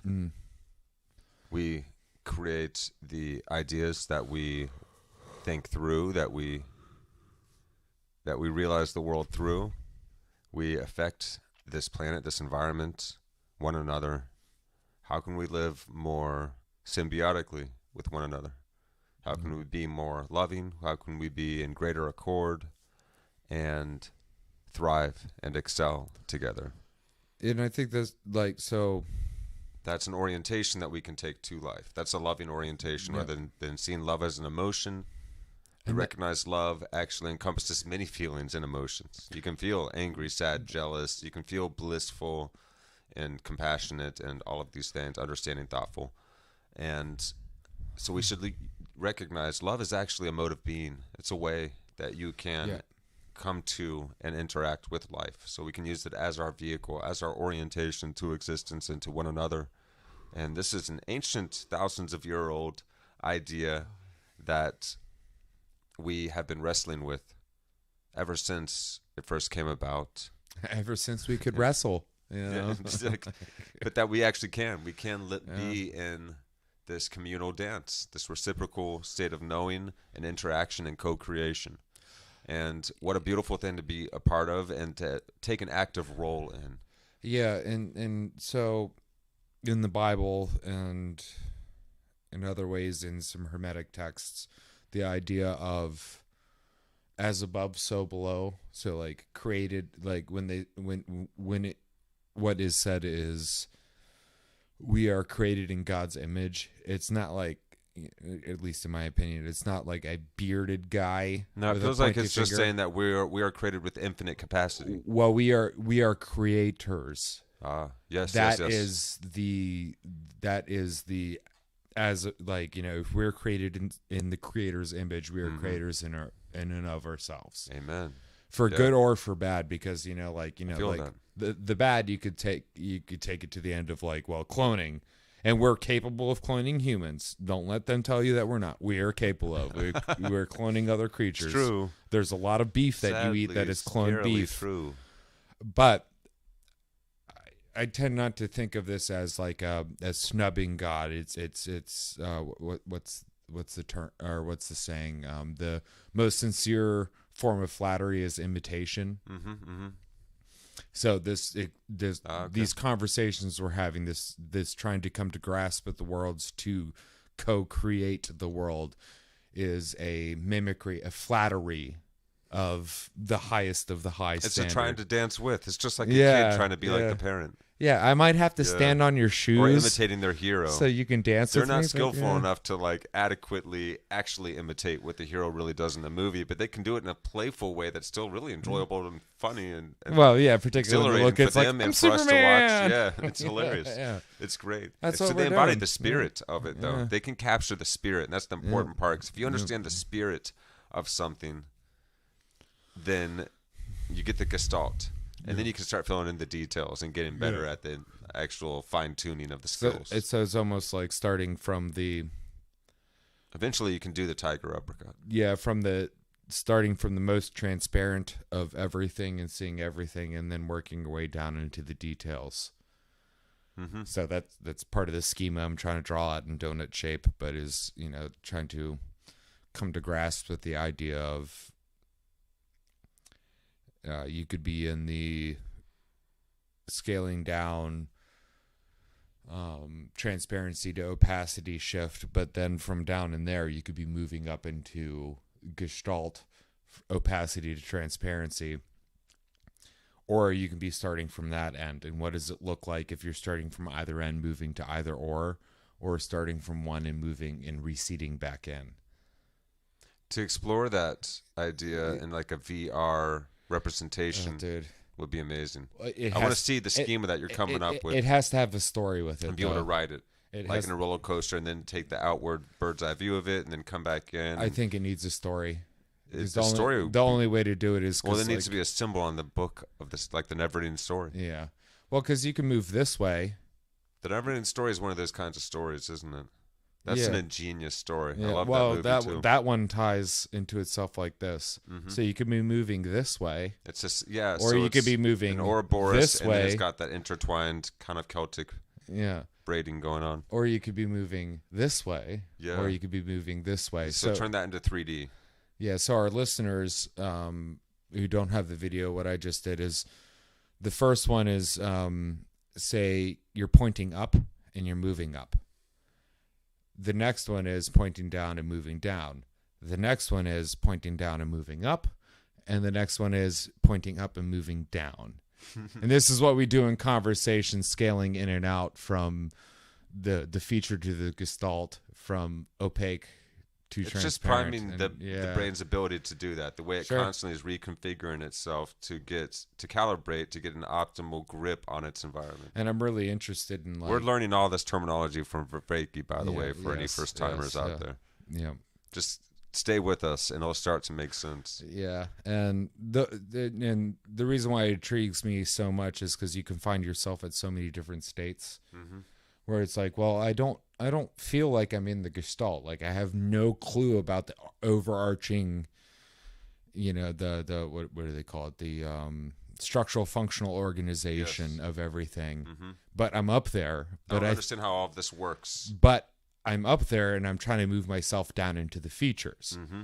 To get a better sense of that. But what if you flip that 180 degrees? You're up there and you're looking at it while you're moving yourself down into the features.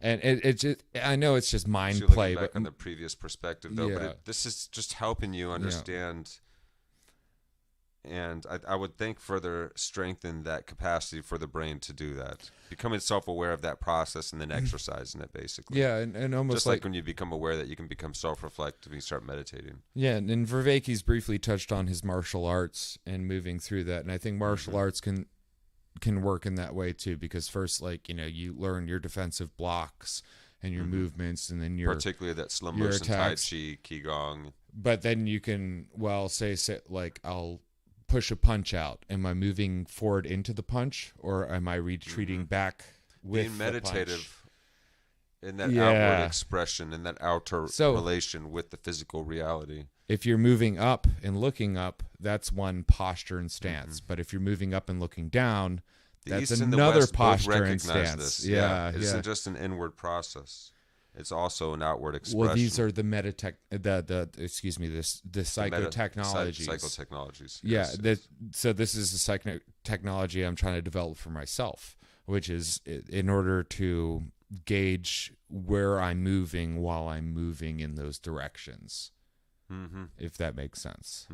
So it's like, am I moving up and out, That'll help or you moving down and in? I can see how that could help you from getting that sense of feeling lost in any environment, because you're challenging yourself there to be able to learn what's my perspective here and now, no matter what my random orientation is in the moment. Well, and it helps you root back into that sense. Yeah, because otherwise the world's just moving around you, and you can get dizzy. And disoriented and terrified sometimes, like unsettled. The most terror I've ever felt is easily not having moved into emotional outbursts or anything else. Not just depressed, anxious, but also reactive instead of responsive. And I think that comes from an incongruence of. And we want to be in congruence, incongruent state. Yeah. We want to be in the congruence space congruence, not incongruent. But that's one of my biggest fears is when I'm most fearful, I am out of congruence with the way the world is. So the way I would have the world is not the way the world actually exists. So this goal is to get it so the way you would have the world exist is actually in congruence with the way the world exists. Of reality is in congruence with the actuality. And the actuality is infinite, and so but yet there's the stillness, which in that infinite somehow rests, and we can be always in that stillness. And that stillness is perfect. Yeah. Well, it's like if you draw a figure 8 in mirror image. It is like the mirror itself. Yeah. It's not all the features on the mirror, it's the mirror itself. No. The mirror isn't affected by what shines upon it. It's just a mirror. It's just reflective. It's just aware or taking in and reflecting back. But my ego can say that I shine so bright, I'll break the mirror. Ha ha ha. Egos have done that. Yeah, it does that. We have stories about the mirrors. Yeah. Yeah. Well, Narcissus or Narcissus. Yeah. He had his mirror, and that's everything he viewed the world from, but he was constantly looking at himself through it. Yeah. And wasn't Narcissus like a that's demigod? Misframing reality. Yeah. So it's really helpful for us to reframe constantly.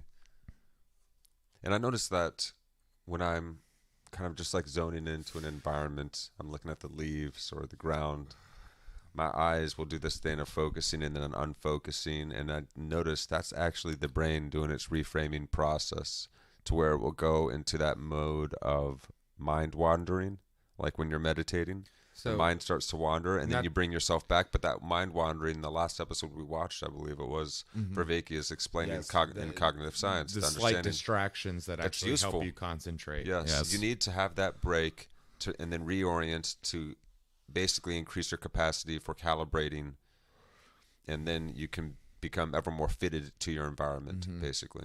That's a good word, fitting, know. So like when the world that is and the world that you'd have it, you want them to fit together.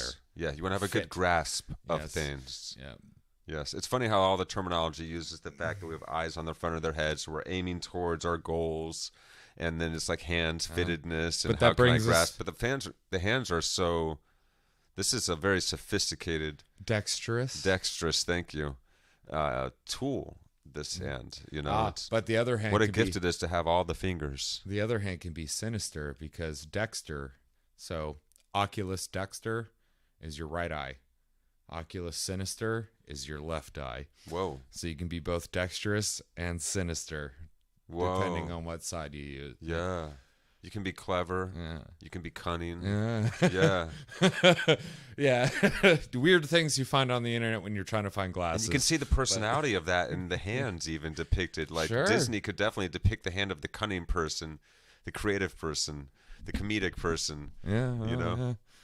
I'd actually I might have to look into this, but I'll look up into like old Disney villains and I'll see which hands they use the most. And I wonder, like, if the artists are as good as I think they were, you might see like, the sinister villains using their left hands more than their right hand.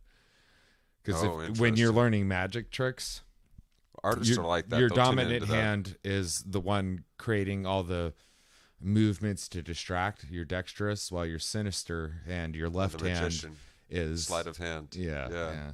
Wow. A language, man. Like, who came up with this?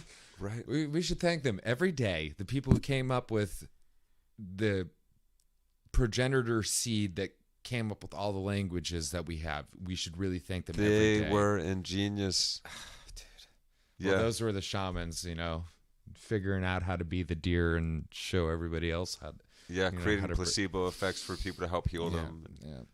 What a miracle. But we're doing it every day too. Incomprehensible thing it is that we can heal our bodies, and that even most medication is 40% placebo effect, 40 or 60. Forget which it was. I think 40. I think pretty much close to half of medicine's effectiveness is just our belief that it's working, and then our body's going into this self-healing mode that it has, and it's doing that thing. How strange is that? I think actually flavor of food does that to you too. So like flavor of food should be like, when you taste something, the flavor of it is chemical signatures to tell your brain, to tell your body that it has the nutrients that it needs to continue on for long periods of time. That's why we like fat and sugar and stuff like that. Oh yes. They peak huge endorphin rushes in our brains. Yeah. Because they were very rare in our environments, fats and sugars, like berries and actual animal fats. So they were hard to obtain. So you have a very heightened awareness. And you'd have to work harder to get them. Yes, because they have to be strong attractors because you're going to have to work hard. Yes. And so I know we're not at this episode yet. But now we have tons of access to sugars, and they're extremely detrimental to our bodies in high amounts. In fact, it's not even the fat so much as the sugars. Yeah, and that's where it's coming into bullshit. And we're sugar industry. Yeah, well, I'm not sorry, sugar industry. No, they've been like a slave trade for hundreds of years still today. Well, that's a whole nother story. Yeah, you're a slave by buying the product. That's a whole other story. People in Haiti do not make a lot of money. But so by tasting something and tasting the flavors, that's telling your body that there is something in there that it needs. We do this also with ideas. So we taste upon ideas through our conversations, and it tells us that there's something nutritious within said idea. Now, the academic term bullshit that we discuss in this lecture series is the bullshit that I'm using. So you could think of that as the sugar industry saying that you shouldn't eat fat because it's bad for you, but eat carbohydrates and all that nonsense. Well, sugar will tell you that, I need this because ultimately you do need sugar. Everything you eat turns into glucose before you can deal with it. But if there's no work towards it, then it's easily accessible. Go through a sugar spike, so bam, and then you're down. Or get you some diabetes or do something. And I think that was like the food scientists that work for mega corporations that sell a ton of food to our animals and ourselves know how to peak certain endorphins in our brains. That foods are as addictive as cocaine. That's why you're addicted to McDonald's or Coca-Cola. Well, that's why you're addicted to ideas. That's why we're addicted to ideas. Certain ideas, like humans should be equal and liberated from oppression. That's a good idea. That is a right? very rare thing in like as far as 200,000 It's a beautiful years. thing for humans to Yes. think. Yeah. But The idea of the commons we should all have access. If it's so easily accessible, and I'm talking about the Western world. I've grown up in the Western world in the United States, so I'm talking about that. I don't claim to talk about anything else about anybody living anywhere else. But from here, that we'll call it sugar, something that's hard to access naturally, we have so abundantly. And then we take it in and we take it in and we forget about it and we don't even see it. So we need more and more and more and more. There And goes then our eventually Hershey's we start advertisement. replacing sugar and these things that are actually real for things that are salient, like artificial sweeteners. It's salient, but it doesn't have the truth, the realness. Oh, it doesn't have the goodness, the healthiness, the nutrition. Yeah, so the stuff we're nutrients. talking about is applicable to a lot more than just these high-minded ideals. No, this is applicable to every level of your existence as a human being, because we've been having this conversation. This is healthy. As long as we've had language to have this freaking conversation. So, hey, we're 200,000 years late, but thanks for joining us in this conversation. Welcome to Actuali. Yeah. Where we learn to express our whole true authentic selves. What is the actual I? Well, I don't know. It's like this capacity for awareness that all these humans, all we earthlings share. We're still like we were just talking about before. We're still working on it. We're still figuring it out. Yeah. And it's going to be a constant process as we grow together. And I love that. That's so cool. Like we get to express the infinite complexity, the infinite potential of this strange cosmic experience we find ourselves in an interrelative, co-creative manner. And that's shocking. It feels so nourishing. It's so beautiful. Like that's really so exciting. Nourishing. Yeah, that's what we're really doing. Even if we don't know why, even if I don't know which religion is right, or if materialistic science is right, or if all of them are right in their own ways, plus they're all missing something. I don't know. I think that's probably the case. I mean, that's what seems to be the case for us always. If we're ever too certain about something, we're going to be missing the new information that's going to come along. There always seems to be infinite breadth to the depth of everything that we find ourselves encountering. So why does the kid eat paste or Play-Doh? Why does the kid eat paste or Play-Doh? Like versus like Play-Doh? Like no, or paste? Play-Doh. Just, like why? So why does the kid only eat ketchup? Or why does the kid eat glue? Or why does the kid eat Play-Doh? And I'll break these three down. He needs salt. So if it's Play-Doh, it means the kid's now malnourished because you crave salt when you don't have if you don't have the minerals.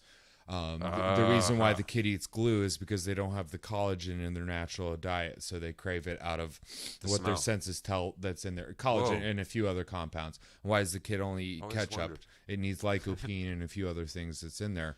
Wow. So why does the human trying to live a human life go towards the information, the conversations they do, is because they're craving the nutrients they're not getting from their everyday diet, if you will. There you go. And the danger in that is you could go down the rabbit hole and you could be going down this thing that you think is nutritious, but it just turns out to be Play-Doh and salt, and it's not actually feeding you. And that would be like, the deep conspiracy theories that don't mean anything. And I mean like, the ancient aliens and, that kind of thing, not the, Tower 7 kind of thing. There's a difference. Ancient aliens, we don't have enough information. Tower 7, we have videos. But beyond that is basically the reason why we're having these conversations that we're having is because we're craving nutrients and nourishment that we may not necessarily be getting from our everyday diet. There you go. Yeah. And it gets really frustrating if you can't find the place for this nutrition. And that's what we're here for. Hey, this is the buffet. Welcome. It ain't the greatest. There's better buffets and better kitchens, but here's like the start of it. We got our Salisbury steaks and all that stuff. Start out. Yeah. You might not agree with everything that Terrence McKenna said in his time, in his very wordy time, but you can definitely agree with the idea of find the others. Yes. Find the others that are here, that are curious as well. I feel like these are the best kinds of conversations we can have.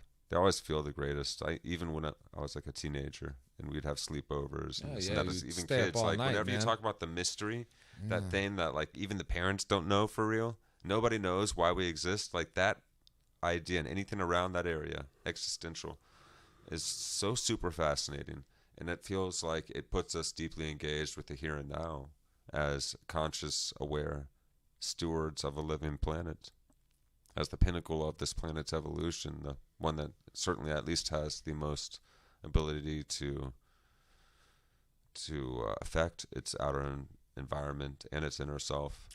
So are you trying to say that what are we up to? we're trying to be responsible kids? Trying to learn how to be but even more like joyously co-creative, like consciously co-creative, like courageous and engaged, in flow with this world. It's not just responsible in a way that feels like, oh, there's this weight that we got to take on, but it's like, oh wait, we are able to respond. That's all it means. That we are actually able. This world is fucking crazy. There's a lot of suffering. It's dangerous sometimes, yes, but you are stronger than you know.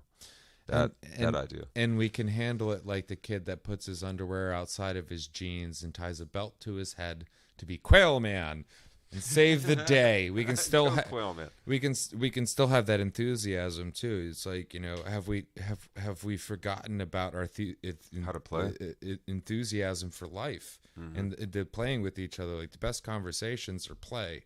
Yeah, it is. Like even how do we create if we don't imaginate first? So we imaginate to create, because once you imaginate long enough, you got a cohesive idea. You can start building out the structure of something. And it doesn't have to be. And then you can create it. You can bring it into reality. Yeah, and it doesn't have to be complicated imagination. Sometimes, like when kids are figuring out that one kid just grabs the other kid and they start rolling down the hill because, I don't know, like the easiest thing to do is be like an animal and just be like, ha-ha! But then you roll down the hill and you're like, wait. Fun. We haven't done this before. Yeah, let's do it again. Hold on. Like, let's hold on to each other better and really roll down this hill, and see how much speed we can get.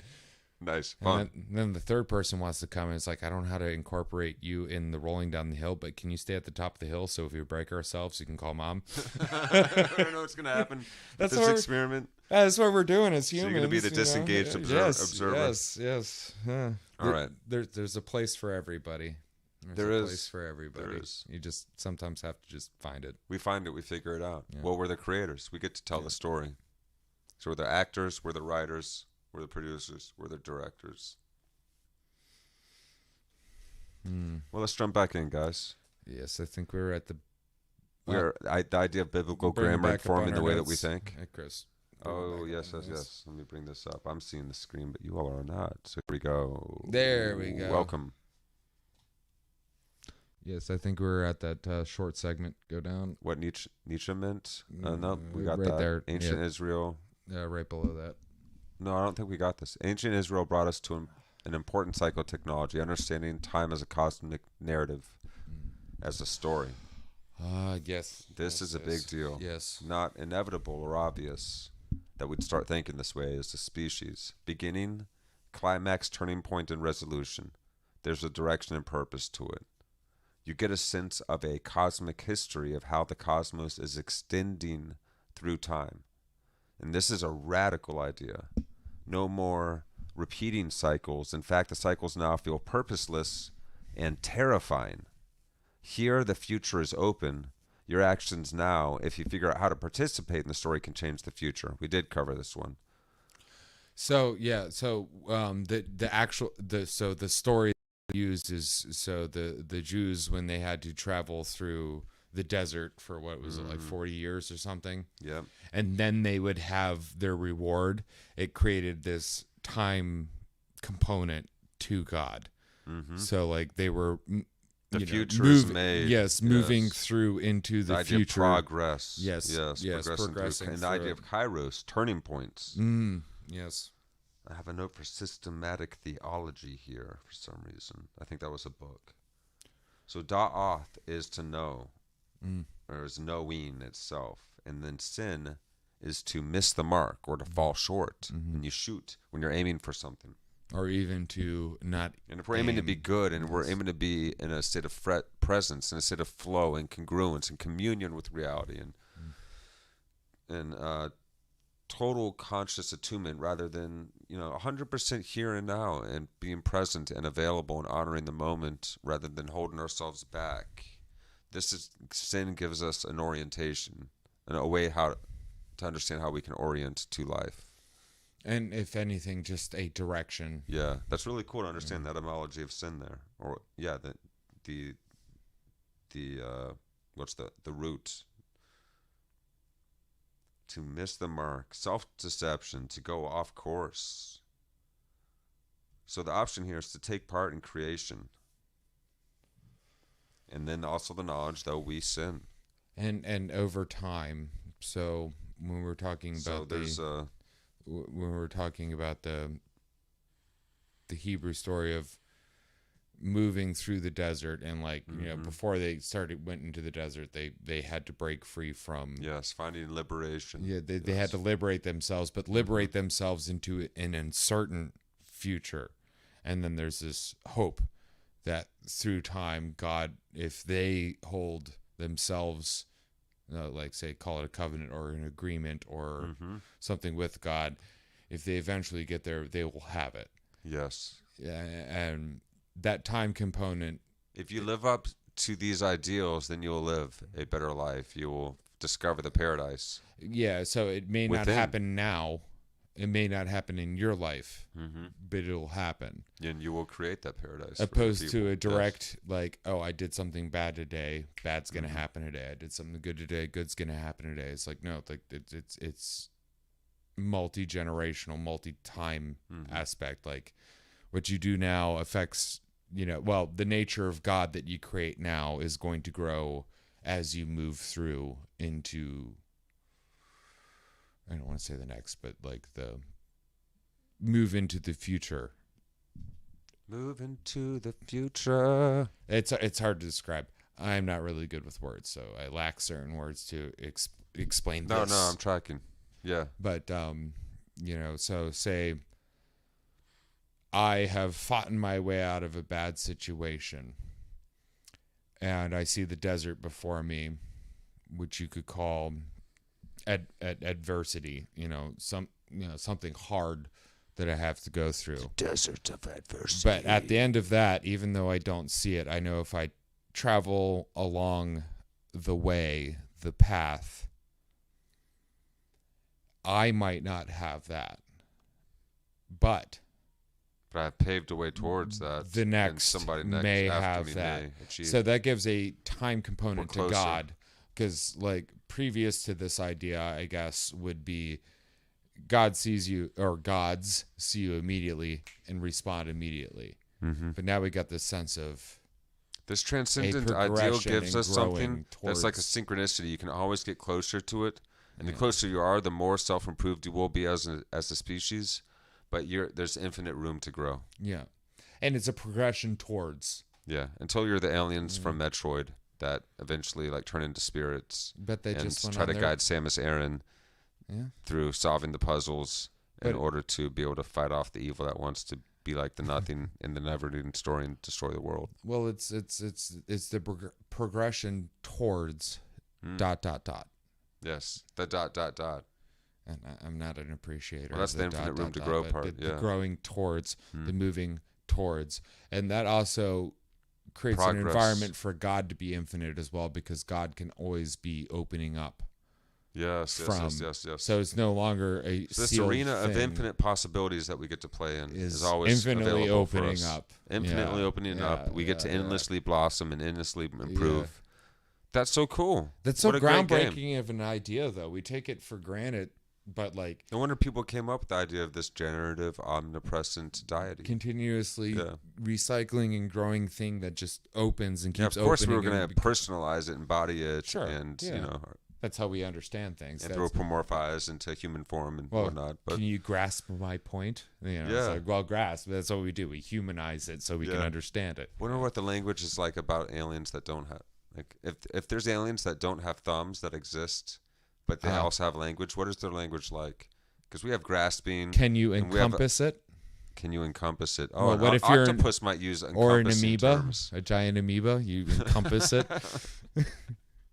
I almost got to embody an amoeba for a second there. I was starting to go in there, and then I broke because I started laughing. The cosmic joke became too apparent. Yeah.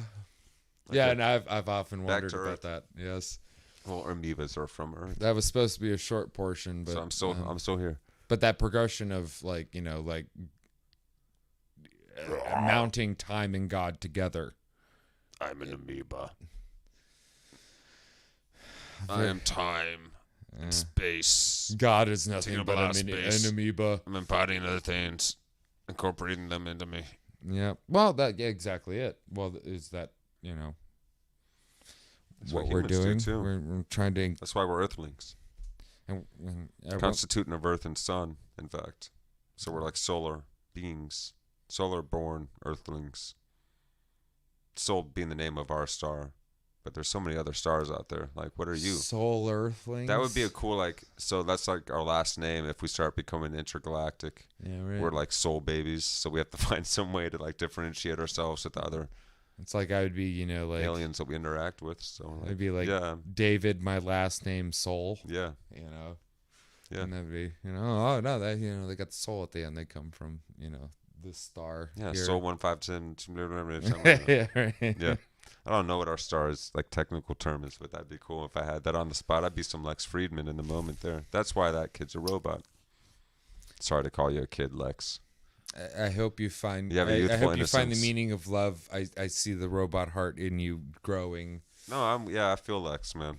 I can relate, brother. I've been playing with the idea that he is actually like the first There's AI. one for you, man. He's the first AI that somehow got into a flesh body, and he's just a benevolent AI that just wants to find love. He is with it. And wants to help love. What it is, yeah. Yeah.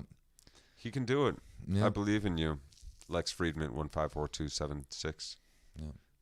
What is love? Yeah, he's like the 15,476th version of himself, but he's gonna make it. Well, all I know is he's good to watch in the morning. I think this one's gonna make it. I watch him in the morning. Yeah, I like watching him too. It's like the Truman Show. Yeah. That and also it's like all of us are in the Truman Show now. Yeah. Oh, yes, exactly. We're all in the. Yes, we are, and we found out where the cameras are. We found out where the cameras are, and we took control. We. That's what happens. We rode to They're still trying to wrangle us, but who's the they? They're us. We are the they. Yeah. We are the they. We are the they. Yeah. Some of them are walled. Some of us are walled off, but they're still part of us. They can't help it. Well, we should.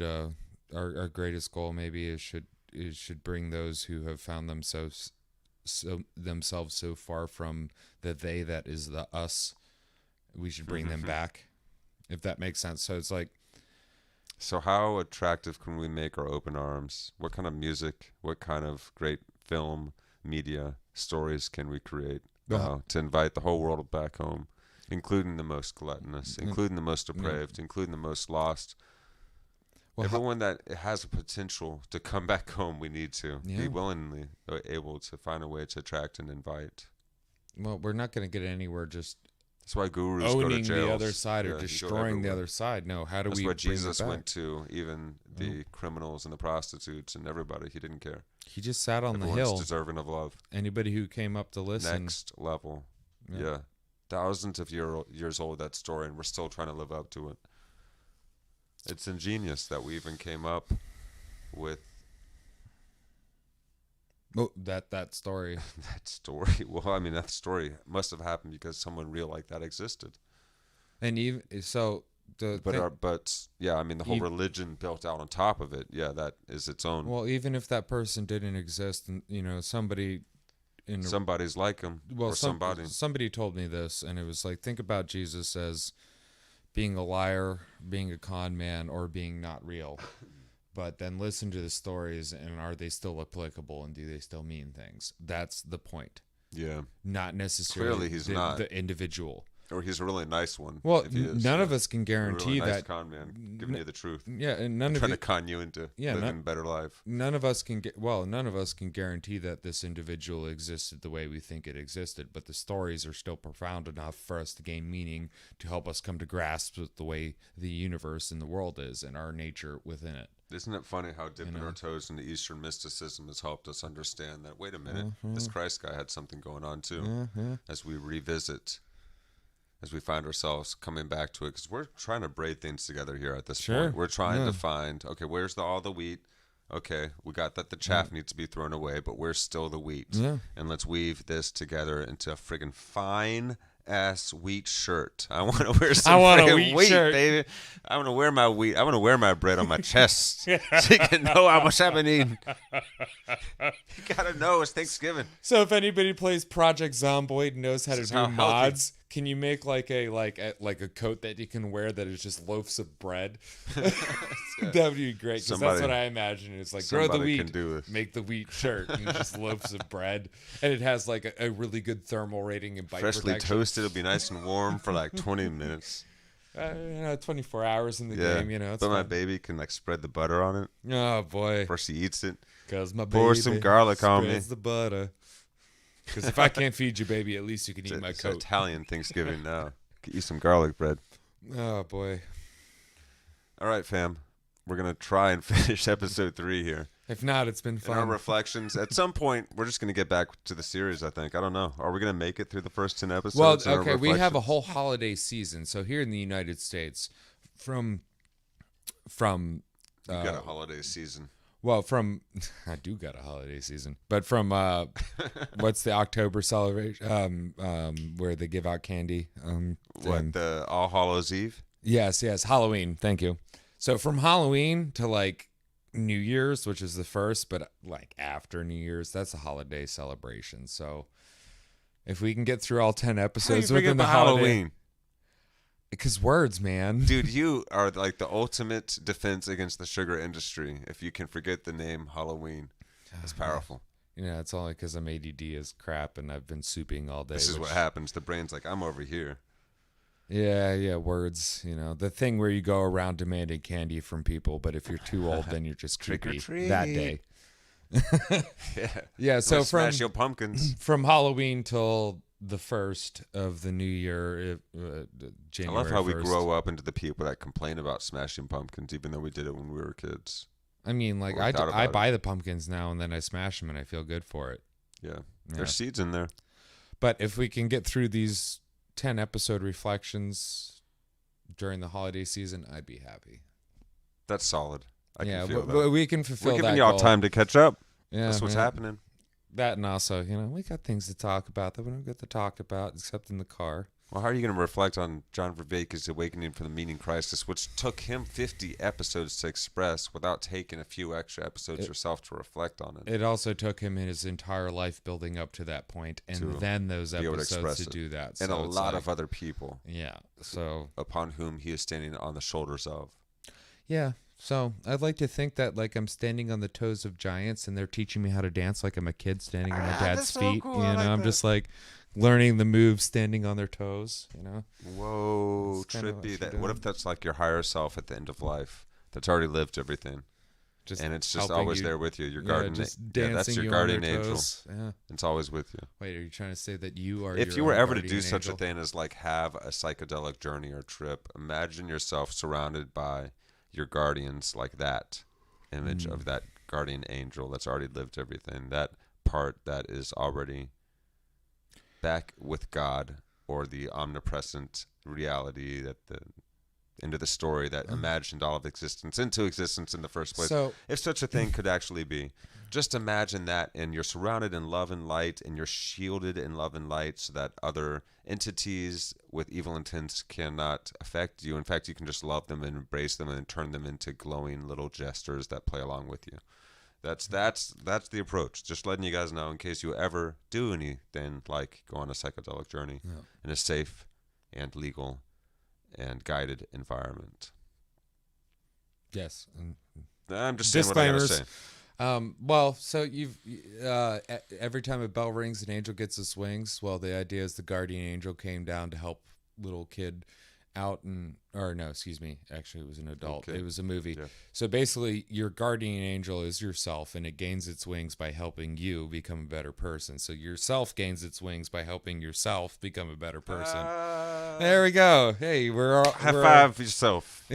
Yeah, right. We did it. Yeah. Actually, interesting enough, in that picture that has like God laying on the brain and then man going like this. If you look at their faces, the God face and the man's face look the same too. So it's almost yourself reaching back.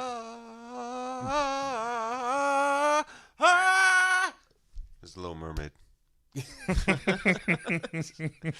sorry, guys. Hey, if you're still with us, we love you. This is great. Yeah, right. Welcome to John Vervaeke's Awakening from the what? Yeah, no, John Vervaake's like, no, stop. I don't know. He might have a good time. I'm sure he probably doesn't, This is what the universe is universing, brother. You put it out here. This is what we do with it. It's your fault. Vervaeke made me do it. No, we won't Not say the that. devil. There's enough of that. Vervaeke helped me do it. No, we can't say that no. either. He's just a He thin blazed the paths. influenced by, and now I'm doing. He set up a sign that said, "Don't walk over this end unless you want to go in the brambles." And we're like, "Hey, brambles!" He's like, there's still brambles over here that we got to figure out what it feels like to run through. Yeah. No, we're doing our best to track this guy. Thank God for Canada in general. But thank you very much for Blame John Vervaeke. Canada. Thank you for your work. Yes. Yeah, we're blaming Canada for the awakening, for the meaning crisis. I hope that we remember you well. I hope that we make it into a history where 200, 2,000, 20,000, and 200,000, maybe even 2 million years from now, we think back and we're like, that was one of those guys that really helped us get in tune. We should start storing things on silicon crystals. Not to expand the old ego, but to say, you're fucking doing the thing, dude, and thank you for setting an example. Thank you for helping us understand how to orient ourselves to reality. Well, we've had this crazy thing that we call life. Well, we've had our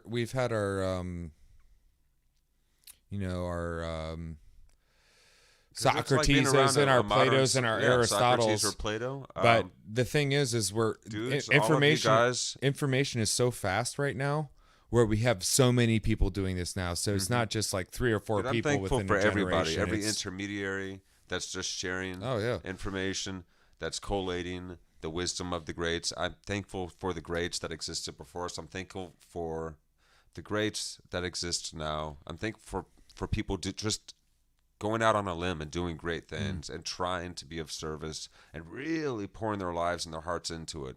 And people that do that inspire us. And so, yeah, that's just a genuine. Here's this Thanksgiving. Yeah, Thank you. Give thanks. John Vervaeke. Oh, my God. Awakening from the Meaning Crisis is historic. In my book, it's historic. Yeah, I would this is huge. That and of course, we know that you're collating the information of many people and you're working with many colleagues. But it's like a good solid conform this it's understanding. the equivalent of a good solid text that holds it. We're in the midst of a storm and it's helping us navigate. So thank you so much for this light. And I wish I had some turkey right now that I could give you, and some pumpkin pie that I could give you to say thank you. I mean, I could show you a piece of chicken that I got cooked downstairs. Yeah, you could enjoy our enjoyment of eating some chicken and rice. But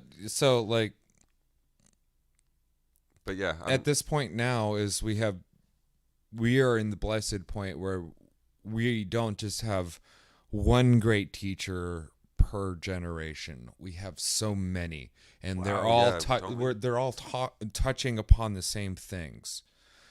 Because I'm excited. Well, even a great teacher. What's his name? Who took these notes? I'm excited by Dave Chappelle and Daniel Schmachtenberger and all these people as I am. Well, John even Vervaeke. what's his name? Who did the Mike these Mulvey? notes? Thank you, Mike Mulvey. Dude. Thank you. Clear, concise, awesome work. Concise, succinct, on point. Dude, yeah. What the heck? But, so, like... I hope that your plants are still being watered. You guys are putting a high level of attentiveness to this work. Well, we're at the point... Make sure your dogs still are going to the bathroom. Yeah. And we're all at the point... We're all at the point now where... I know how much time it takes to do all of this. Like, God. Thank God for these people that are healthy and well, thank God for the point where we're at, where we can have so many people that are able to network with each other to create such beautiful yes I put it this way, You know, if I were writing a story, the greatest story that encompasses the cosmic story, like in this, the story about Earth and its time, and it's going through this revolution of self-realization, how would I write it, and what would be the characters, what would be the heroes? And if I were writing that story, I would definitely include so many of the people that we're tracking right now, such as John, Vervaeke. Well, and also our personal friends too.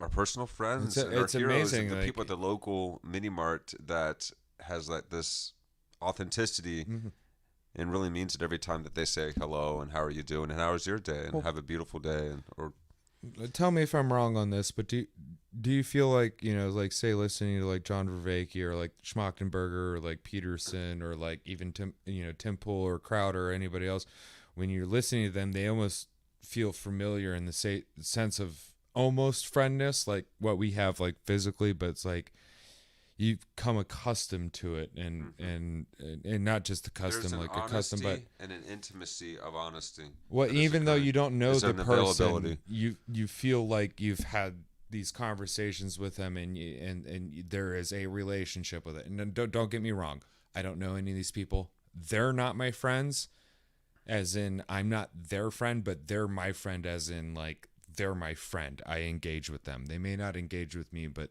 and we're at an interesting point now where we can do that. And it's like, you know, mind you, I have friends. I won't kid myself. I have friends. I have good friends.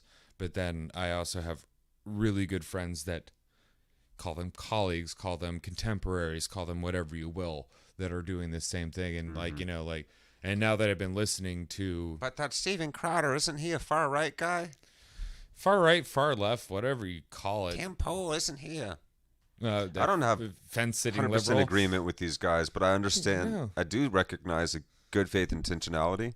I do recognize honesty, authenticity. I don't agree with most of my friends. Just telling you nowadays. I don't care what side of the spectrum you're on. If we're trying to figure out how to create a better world, then we've all got to work together. And if you are working in good faith towards that better world, and I can understand that your value orientations are solid, even if that you have different ways, ideas of how we should fulfill these values that we have as humanity, I recognize those value orientations.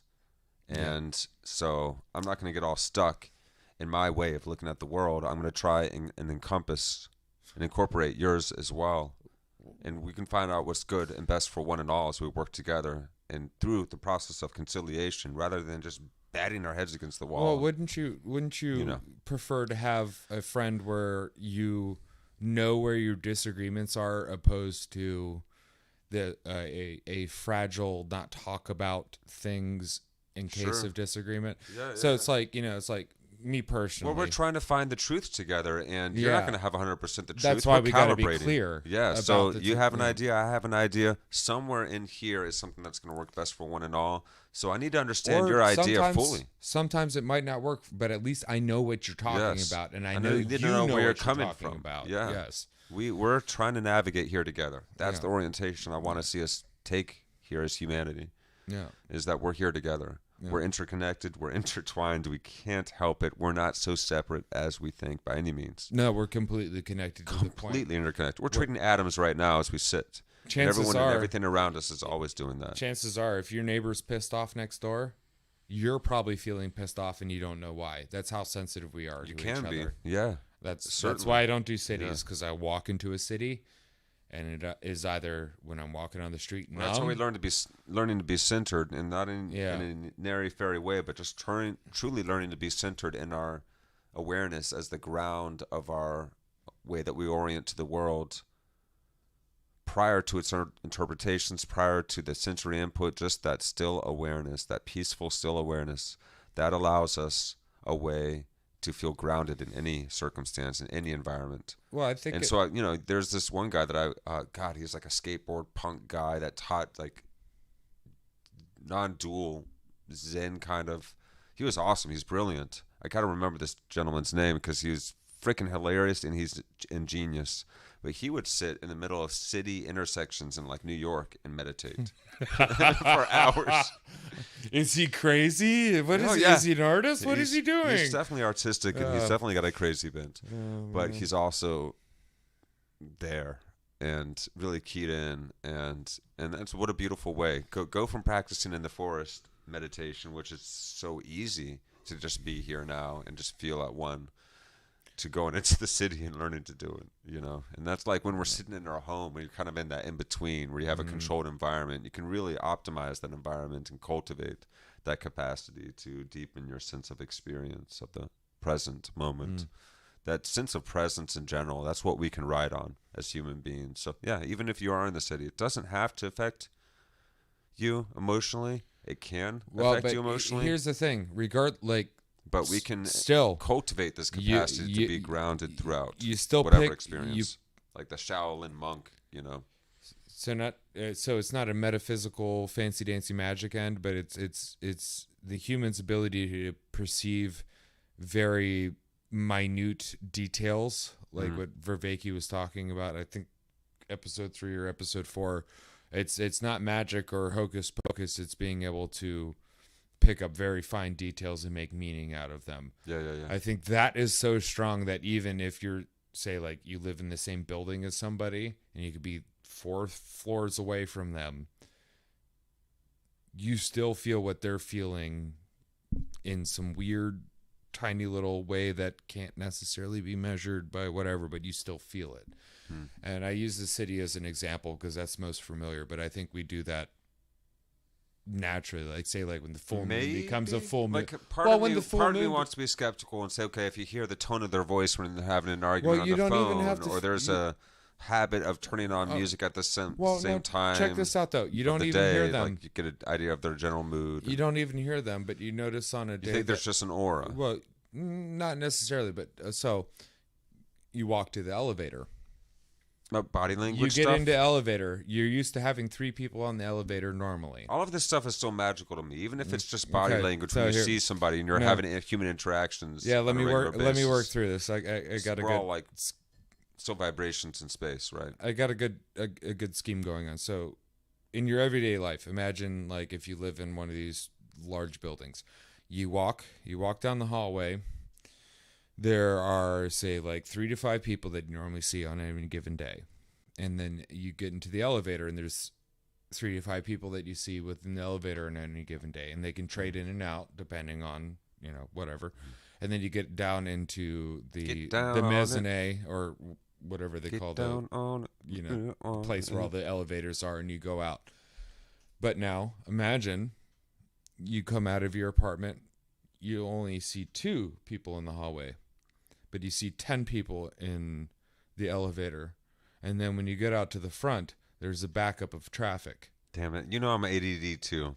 Well, here's the thing, though. I'm trying to stay with you. I guess what I'm getting at is there's minute changes. It's like, so when you get in your hallway, there's slightly less people. But when you get in your elevator, there's a lot more people. And those tell you things about your environment that you're not really paying attention to. But then when you get down into, the plaza of... Just knowing that you're around a lot of other people all the time is making you super extra self-referential. There's that aspect. And also... And other reverential. Yes, referencing. You don't feel like you're like in a country home down with like miles around you of but forest since lots there's of yard so room much stimulus... There's that. You don't immediately pay attention to it, so it's like the salience landscape that we're talking. Well, it's attractive stimulus too. It's light and sound and. Yeah, well, and also it may be the difference between 2 people in the hallway, like a different. So like usually you're used to like say like 5 people in your hallway, but you only see 3. But then you get to your elevator, and your elevator is filled with like 10 people, and it's usually only 3 to 5. And then you get down into the lobby, and you get to the lobby. And you go out there, and there's a train of traffic. You're not the only one having that feeling. No. Everybody else who went through that is having that feeling, and so our ability. But what if their orientation is different, and everything's just a ride, and it's just this great cosmic masterpiece? Well, so what I'm getting at though is there are discrete details. Yeah. That are happening. So the difference between 3 people versus 5 people in your hallway. 3 to 5 versus 10 people in your elevator. Okay, so those are all different situational. Those are different environments, but you don't necessarily consciously pay attention to them. So the repercussions, the potentials of those environments all have different meanings. But are we choosing to be emotionally affected by our interpretations of them, or do you think the body's physiology is automatically orienting in certain ways if there's different numbers? I don't think either end of that. So what I'm getting at is the smallest details that change within your interaction build up, but that happens with everybody else too, which also causes a build up. So, but do they have to psychologically affect us? Is what I'm wondering. They don't have to, I guess. They don't have to. That's what I'm but wondering. They do. That's like the great question that Krishnamurti. Actually, no, they do have to. They inform you about what's going on. But do you have to be psychologically affected by an emotional response to that, or can you just recognize can you even take a step back in your consciousness and recognize the emotional response that's happening? Do you have to have the emotional response being held up in the elevator? The emotional response might be helpful, a helpful trigger or signal to something that's wrong in the environment. So the observant part of ourselves that can remain disattached and disconnected from that and just observe rationally, the deeper we are in our capacity to be self-reflective, I'm saying, is that you can still be able to be aware of all of that change ultimately from a ground of awareness. Yes, but I guess, and that's something that we cultivate. So the level where I'm getting at, ultimately, yes, I do agree. Yeah, I do agree. But ultimately, yes.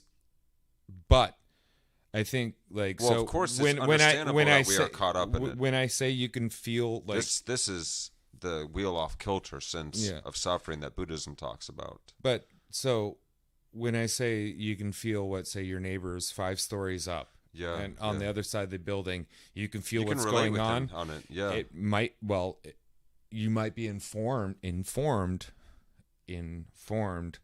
by what's in the elevator, or what's in the hallway, by or what's at the bottom of your building. Reaction to it that they're embodying so it's not hocus pocus. It's a combination of everybody going through this. Yes, the potential for all of us to be affected by everything else and everyone around us. That's certainly true. But we're doing it all the time without realizing it. Which the time. That's amazing. But that's amazing. And then when you become aware of that, yes, you don't have and to. And that's why I agree with you. But I was trying to get. And then becomes the practice of cultivating the capacity to be ever more present in every moment, so that the traffic becomes less and less offensive over time.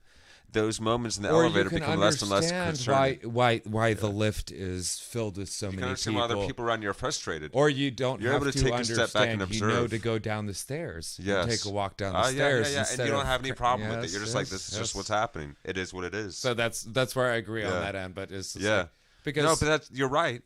And it seems like there's a way out for us. Sure. Yes. Well, or a way to transcend our environments. Wisdom.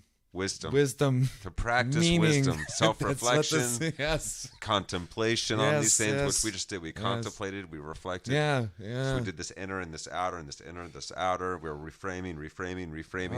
Thank you guys. You guys for made it through us. Thank you. You made it. We just entailed what Vervaeke is identifying as the potential solution. The way that we may awaken from the meaning crisis. Yes. That's the process of awakening, and it's endless. There's we're always going to be subconsciously aware of everybody else's small details. Even how your neighbor mows their grass, you don't pay attention to it, but you do pay attention to it, whether you subconsciously, unconsciously. We just kept pulling and pushing there too, which was useful because we were acting in that oppositional way that you find. Oh, we're calibrating. Okay. Yeah. Push this way, pull this way. Oh, there it is. Yeah. We found it.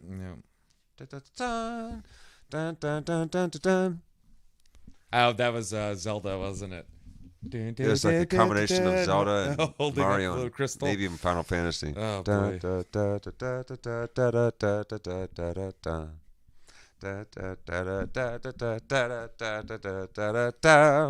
There's your experience points and all the things that you feel like you just achieved as you leveled up these characters in this immaculately conceived friggin' program story game creation RPG, the name of the nation in which this game is happening. I don't even know. I'm just flowing and making you're it good. rhyme, You're way better than I am. Yeah, Final Fantasy was dope.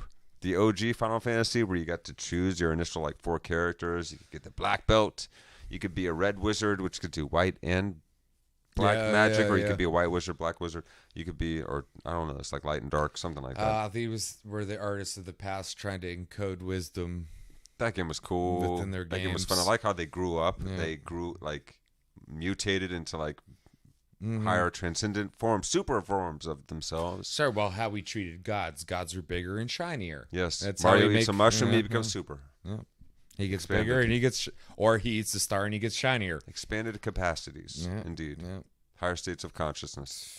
Asking questions, even, and getting coins for asking questions. Treasures. And Wealth. And sometimes, occasionally, when you ask the right question, it gives you a little vine that takes you up into the clouds, yes, and then you I know can. where you were going. Yeah. And sometimes that vine leads you nowhere unless you're smart enough you end to up figure in out the where underwater. you gotta go. Sometimes you end up in the underworld. Sometimes you gotta fight dragons that have turtle shells, with turtle shells even. Okay, let's do this. Let's dip back in. Let's finish episode 3. Yeah, at least we're reflecting still. All right, We've made it a third of our way, but this is an ongoing reflection of where we are in this world today and how we are comprehending this strange achievement of this human being that we call John Vervaeke and the series Awakening from the Meaning Crisis. This 50, how do you concentrate long enough to achieve a 50 lecture? Let's not go on another tangent. Let's dive back in. Okay, so we have now moved from a mythology. I can't believe we're actually back here now. We have now moved from a mythology where gods were of a place or a thing. God of weaving, god of war, god of thieves, Thalius. Everything there's a god in everything. That was Thalius's, like the natural philosopher Thalius. I think I'm pronouncing his name right. But there's gods in everything. I like there's that. the god of the microphone, the god of the stand, the god of the chair, the god of the potential air. is like an omnipresent potentiality. And it's not completely correct, but it's useful. Trippy. So that's cool. That's a great way of conceiving things. I like it. What up, Thales? To a god not bound. Okay. We have now moved from mythology, where gods were of a place or a thing, god of weaving, god of war, god of thieves, god of storm, so on and so forth, to a God not bound to time and place, e.g. Old Testament God. The God of Exodus comes down and liberates the people with a vision of the future, a promised land. This is why we had no name for a long time, because that would tie it down. The eventual name in Hebrew really means I will be what I will be. Potential. Yes. Yeah. Indeed. As you read through the Old Testament, God becomes more and more axial, a deity of progress. Yep, there's potential. And still we feel this deeply. Is your life progressing or is it stuck? Yes. Are you moving forward? You're going to feel a sense of anxiety if you're not. That's a trigger. That's a way that your body will tell you that needs to change its orientation. Is that not where we're at right now? It's a deep-seated anxiety individually that has as a species, all of us. Yeah. Right. Turning points. So that's why we're at a turning point. Yeah, axial. Yeah, we're at a kairos. These are where the course turns, where something is learned or solved and there's a resolution. But even we know this isn't really how life works, even though we love watching movies that play out this way. We love this story being told because we love to see the conclusion and the achievement and the solution making of it. The technical term for these turning points is called kairos. Turning point, kairos. Chirality. Yes. There you Turning. go. Here's da'ath. People note that in the Bible, when people have sex, it's in the word of knowing. Adam knew his wife Eve. Yes. That's a great way of thinking about making love. You're truly attentive. You're truly knowing somebody too. In the story of Sodom and Gomorrah, participating in them. They're participating in you, identifying with them, empathizing, resonating, changing them while they change you, which rises to a climax and a resolution.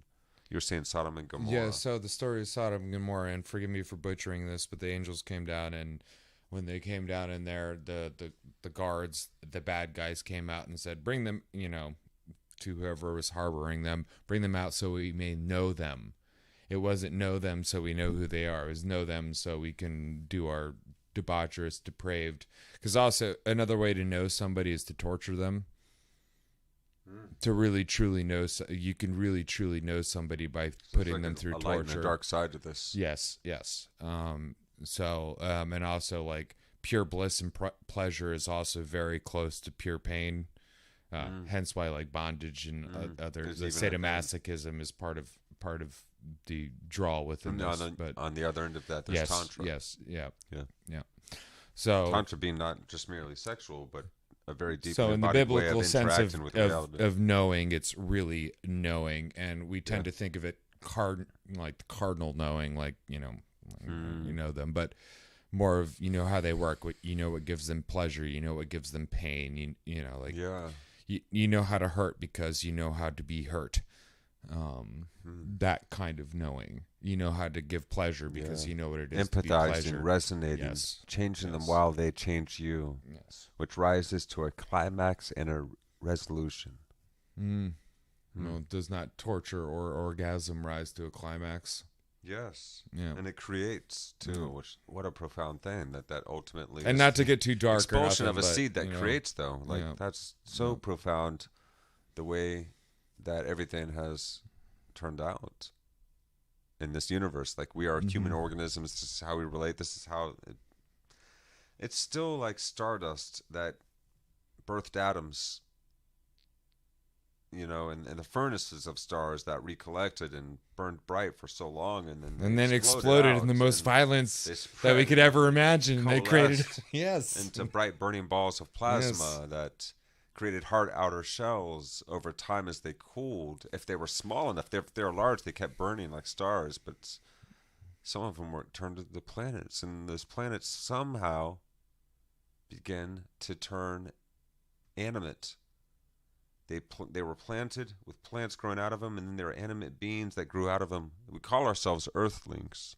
We're still trying to understand our time and place. Yingling. How we got here, what are we? And why are we here? What do we get to do? What an exciting time to be alive. To know life as in the sense of da'ath, to be in that kind of relationship with it. It's a relational, loving. It's deeply passionate. This is where it gives us the potential to create as artists. So, instead of the word love, in this sense, passionate. Yeah. Like, because, love is still riding above everything, but in this life, even if we can't realize love, we can undoubtedly you can still feel the passion of things. You become passionate. Even if you have no love in your heart, some things will make you passionate. Oh man, yeah. No, you're going to be listening to thrash metal or punk or something. Yeah. You're going to be feeling it. So I'd rather be passionate about love than passionate thrash about... has a lot of love. All music has love in it. Even if it's trying to deny love, it's you don't know true love until you've been in a mosh pit and had your head kicked in. I love it, man.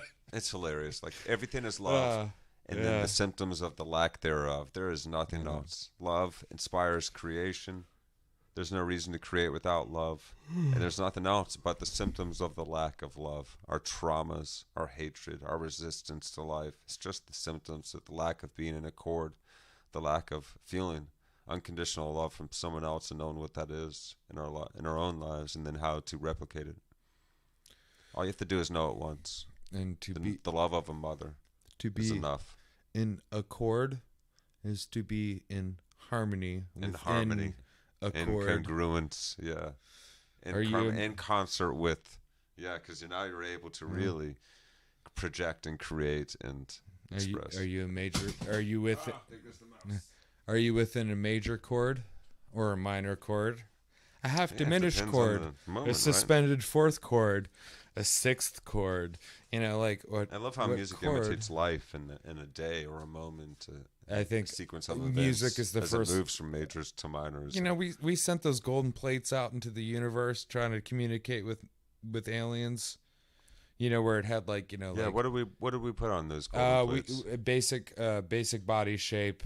I saw that. Yeah. Then hydrogen, which is a single point in the middle, and then a radiating or a it's so simplified. Point. Yeah. Yeah, but if they're clever, they'll figure it out. But I think music would probably be better, and I think actually we put songs on there so they'll get it. But we've sent some songs out, but the radio waves deteriorate so fast. No, I think they actually put it on the disc though. Like I think that disc ain't going far either, man. Well, it's a gold disc. Gold doesn't degrade. Something's gonna find it 4 billion years from now and be like, "Hey, there was something there a long time ago." Well, put out a representation of. We'll write us the perfect song about them. The perfect root, the perfect fourth, and the perfect fifth, and then the major third, and from that you can figure everything else out. Whoa! Yeah. You know what? I'm music excited. Music is core essential to everything, dude. Music replicates the actual nature of existence so closely. No, the actual nature of existence replicates music. Is music? No, it's the other way around. It's a universe, man. It's a verse in a song, and it's. Well, we're the ones adding all the harmonies to it, aren't we? What God say, "Let there be light," sung it into existence. The word. How many different religions have the idea of their deity singing things into existence? Chanting the as a music practice. bring to bring you into communion with it. No, I think music even the word om is like om, so it's which all is the vowels. all of our value. Even if you try and just go straight into the om, you can't help but do a little bit of that oh. Well, so music is something that we used to teach our kids, and not just you have musical class, but no, like music is something we generationally teach from one to the other, and we teach music. It's not a happenstance. I think music is older than language. It's definitely older than literacy. Puts you in time with the beat of the heart of the universe. You have the rhythmic component, which puts you in time, and then you have the tonal component that puts you in place. The storytelling part. Yes. The narrative part. Yes. Well, yeah, dude.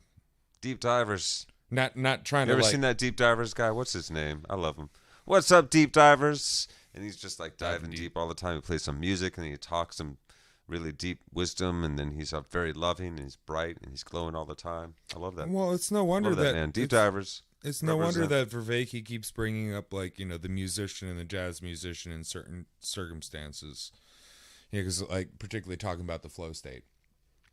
He brings up to get in the flow state, you got jazz musicians and musicians doing what they do. Well, I think music is core to the universe. Because Saturn makes musical sounds. And if you don't believe me, go on the internet and look up musical sounds from planets and celestial whatevers. And they're in a frequency that's too high for us to hear, but you can slow them down by a factor and you can actually hear it. And it sounds like angels or demons singing. Whoa.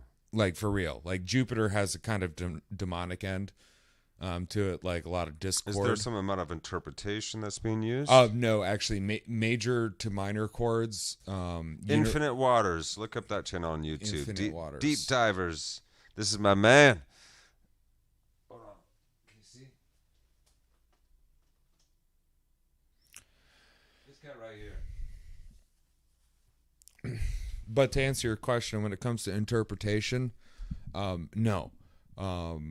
I could be wrong, but I'm fairly certain that, say, major, which is just a relationship between the root, the third, and the perfect fifth, and minor, which is root, minor, third, perfect fifth, humans can tell, and we feel them as, say, happy and expressive and out versus in and depressive, if you will, minor keys and stuff making down.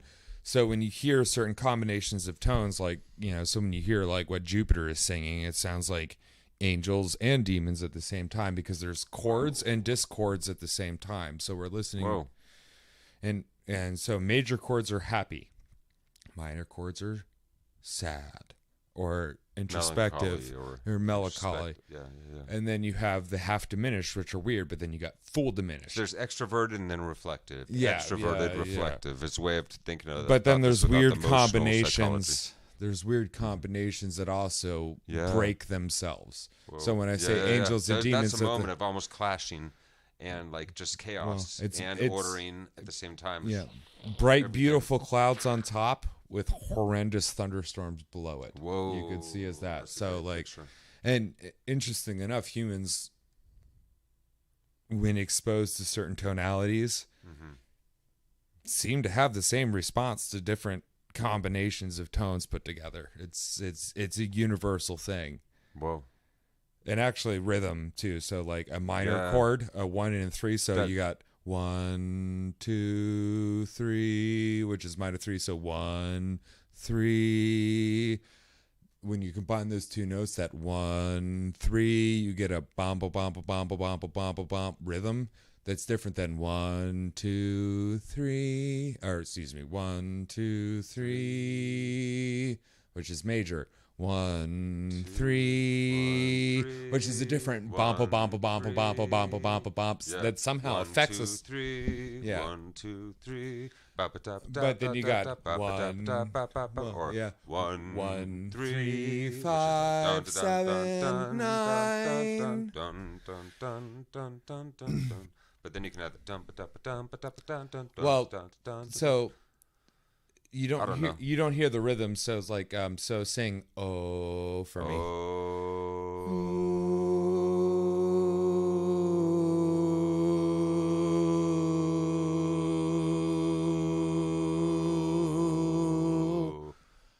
So as we were shifting through those, you could hear a tense, and then when I got too close, you moved down to create a more stable resonance naturally. So like the human's brain does this naturally, and I think it's something intrinsic into the universe with sound. Well, like, you know, the sound magic, and we built the pyramids with the sounds, and Buddhist monks used to be able to lift rocks off the ground with sound. There's something powerful with that. Yeah, I think it will actually work with physics as we understand it. Yeah. If they were using manufactured walls, they were using large amounts of trumpets, drums, and or voices, or probably something. Voices. Large Voices amount of are way more powerful and than trumpets any or instrument. anything. But they were making a large amount of sound to vibrate, and they were focalizing it. If they were building the pyramid and they got the whole mystery really is like, how did they get those blocks so perfectly oriented to one another that you can even slip a sheet of paper together? I think it's because they were able to somehow vibrate localized areas and then just have a few guys there to then push, because it's been vibrated enough that you can now push it easily into the tightest configuration possible. I understand. So once they got them up there with ramps and this and that and leverage and everything I understand that argument as far as... That's my argument for it, though. I think that they used a large amount of people to make a large amount of sound, because we definitely know that they did do this with chambers that they created. I think the sound is what moved the stone. And we use this technology now... I don't think it's anything magic. Well, we use this technology now. I think it's all magic anyway. When you're trying to move heavy objects through, like, instead of conveyor belts, you can actually put them on platforms and just vibrate it, and they spend most of their time floating. Yeah, it's cymatics. Now, when it comes to shaping, yes, well, cymatics create the shape, but creates vibrations. Just creating a vibration so something bounces across it, or you're trying to shank. I think you're getting the right tunes. You're doing something that will create a cymatic effect. Well, you do this with your cereal. And you're like, with check a lot of this noise out, at once, and then you can shift that giant 2-ton, 200-ton, whatever block into place. Yeah, well, you do it with your cereal. Check this out. When you're trying to shake out the last little bits in your corner, you get it to the right vibration to get those bits out of the corner into your cereal bowl. Now, when it, like, the part where I don't agree is when it comes to, like, fitting things perfectly into shape. I think they were creating geopolymers, so they're just pouring concrete that wasn't made out of gypsum, frankly. Because if you make concrete that's not gypsum and geopolymers, it looks like granite. It looks like all the other stuff if it's made out of that. You think they were just pouring them in place? Oh, yes. And then they were burning the bags off. So if you look at, like, the South American, like, you know, like walls, these huge walls, they have these weird, like, corner nubs. Blocks? I don't know if No, they're just bags, burlap sacks, and they'd fill them up, and they're self-leveling, and you'd stack them on top of each other, and then you'd cover it with wet wood, and you'd light it on fire, and then it'd burn out all the burlap sacks and cure the outside like glass. How do you get it into the cube shape so perfectly? You just build a mold, and you fill it up, and it's self-leveling. How do you remove the mold afterwards? You burn it. But how does it burn through all the way if they're that tightly compacted? Have you looked into the center of a 1 meter by 1 meter block? No, probably not, unless it's broken up, and then you don't know. But those pyramids are pretty degraded now. I think that they got to have some parts of there's a lot of facial layers. Falling apart, like there's a lot of facial layers, but you can kind of didn't do as well as the Great Pyramids. They yeah, I think that I think it was geopolymer bags. That's a great theory. It's not my theory. It's other people's theory, because if you look at, like, in South America, if you look at the mining sites where they're mining this, like, granite or whatever, it looks like it's been scooped. Well, chemically, you can use certain chemicals to be able to vitrify the rock and scoop it down and make it into, like, a paste. And then you can take this paste and you can put it into something that you can carry with another guy, and you can throw it in this bag. Contain enough of those chemicals and do that? Sure. Yeah. Actually, there was in the region, and forgive me for not knowing the names of these places. I'm not an expert, but yes, in those regions there were springs and water sources that had bacterias that were able to vitrify rocks if you concentrated them, let them distill out and concentrate them. Yeah, but we don't have any evidence of it. No, we actually have a lot of it. We actually have a lot of evidence of that.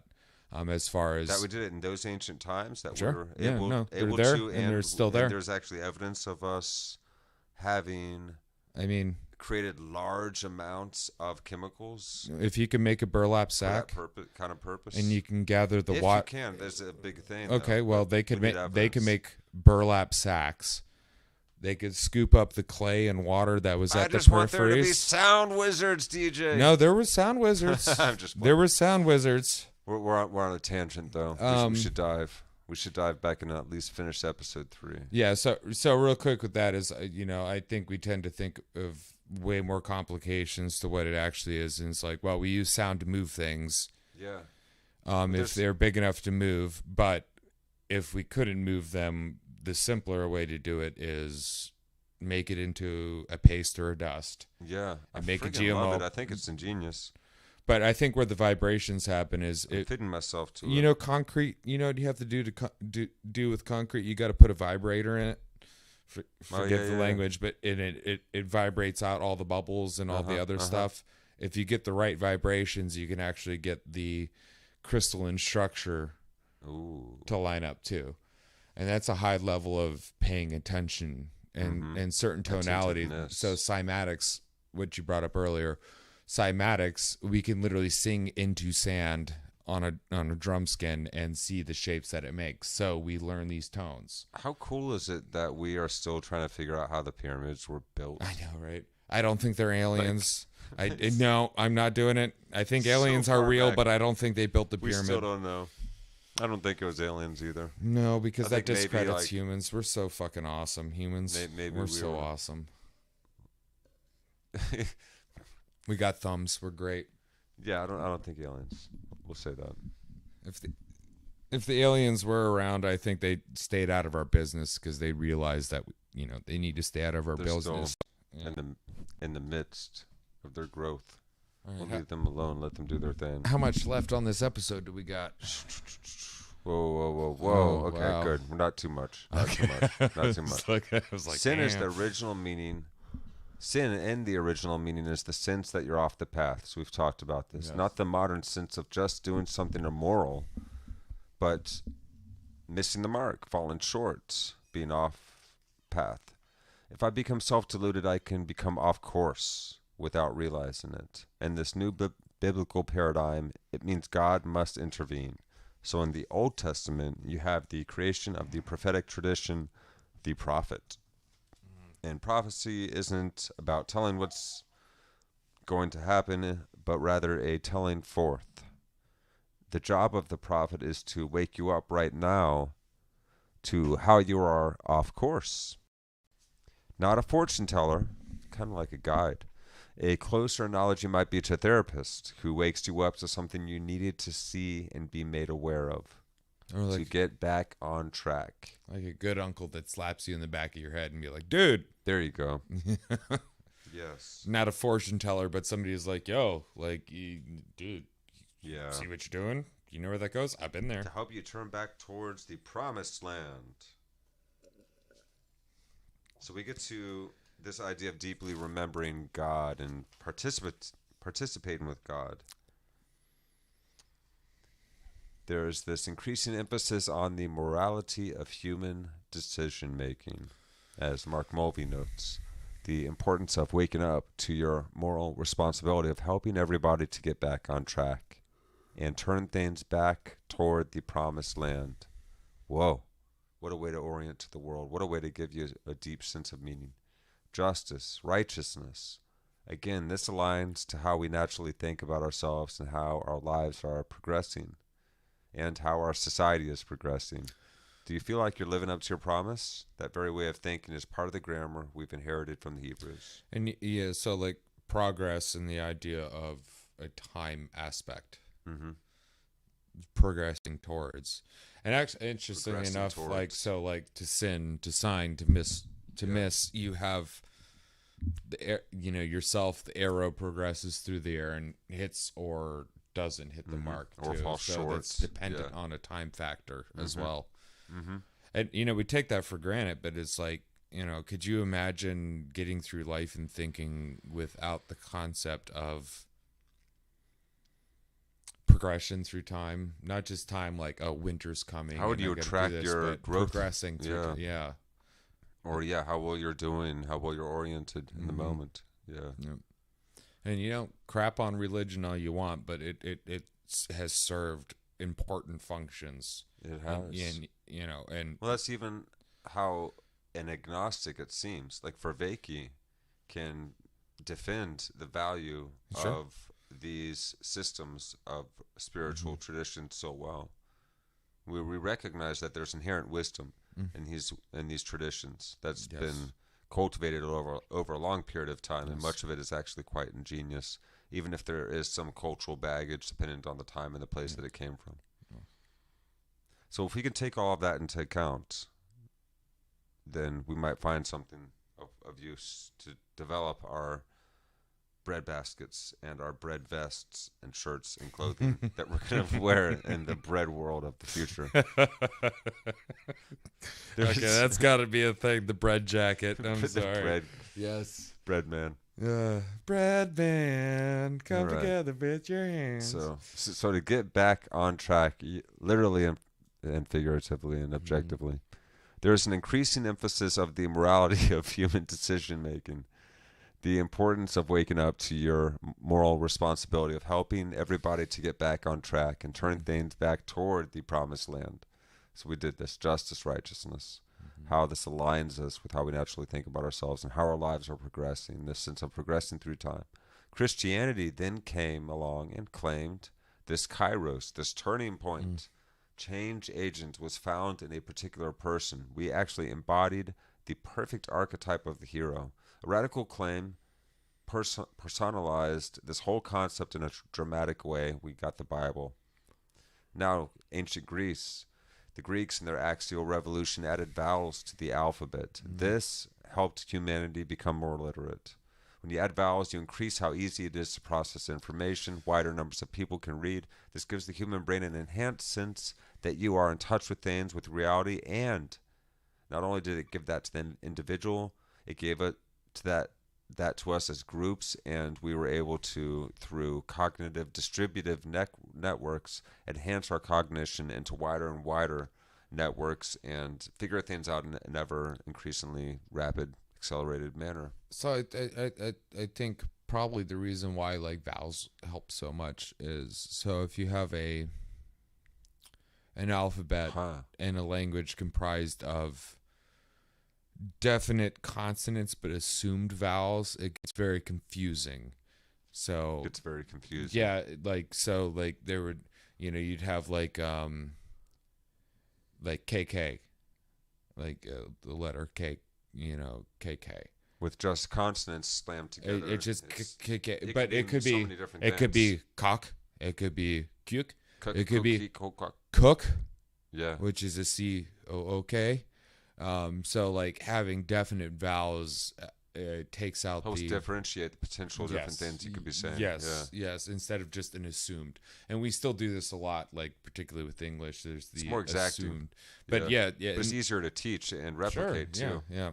More defined rules, especially with the phonetic languages like Spanish. An A is like always aw, or an E sound is always, or the E letter is always A, and I is always E. Unless it has some other Unless it's signifier. I, and then it's, I don't know, it's Italian. Yeah. So fluency, a Yeah. concept from cognitive science. With increased ease of information processing, regardless of what information is, people tend to regard it as more real and have more trust in it.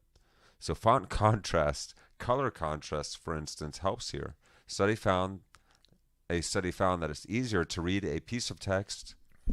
The easier it is to read a piece of text is based on how much it contrasts with the background. So a clear contrast, a good typography, for instance. That person, when asked, will judge what they read as being more true than the person who had a tougher time making out the letters.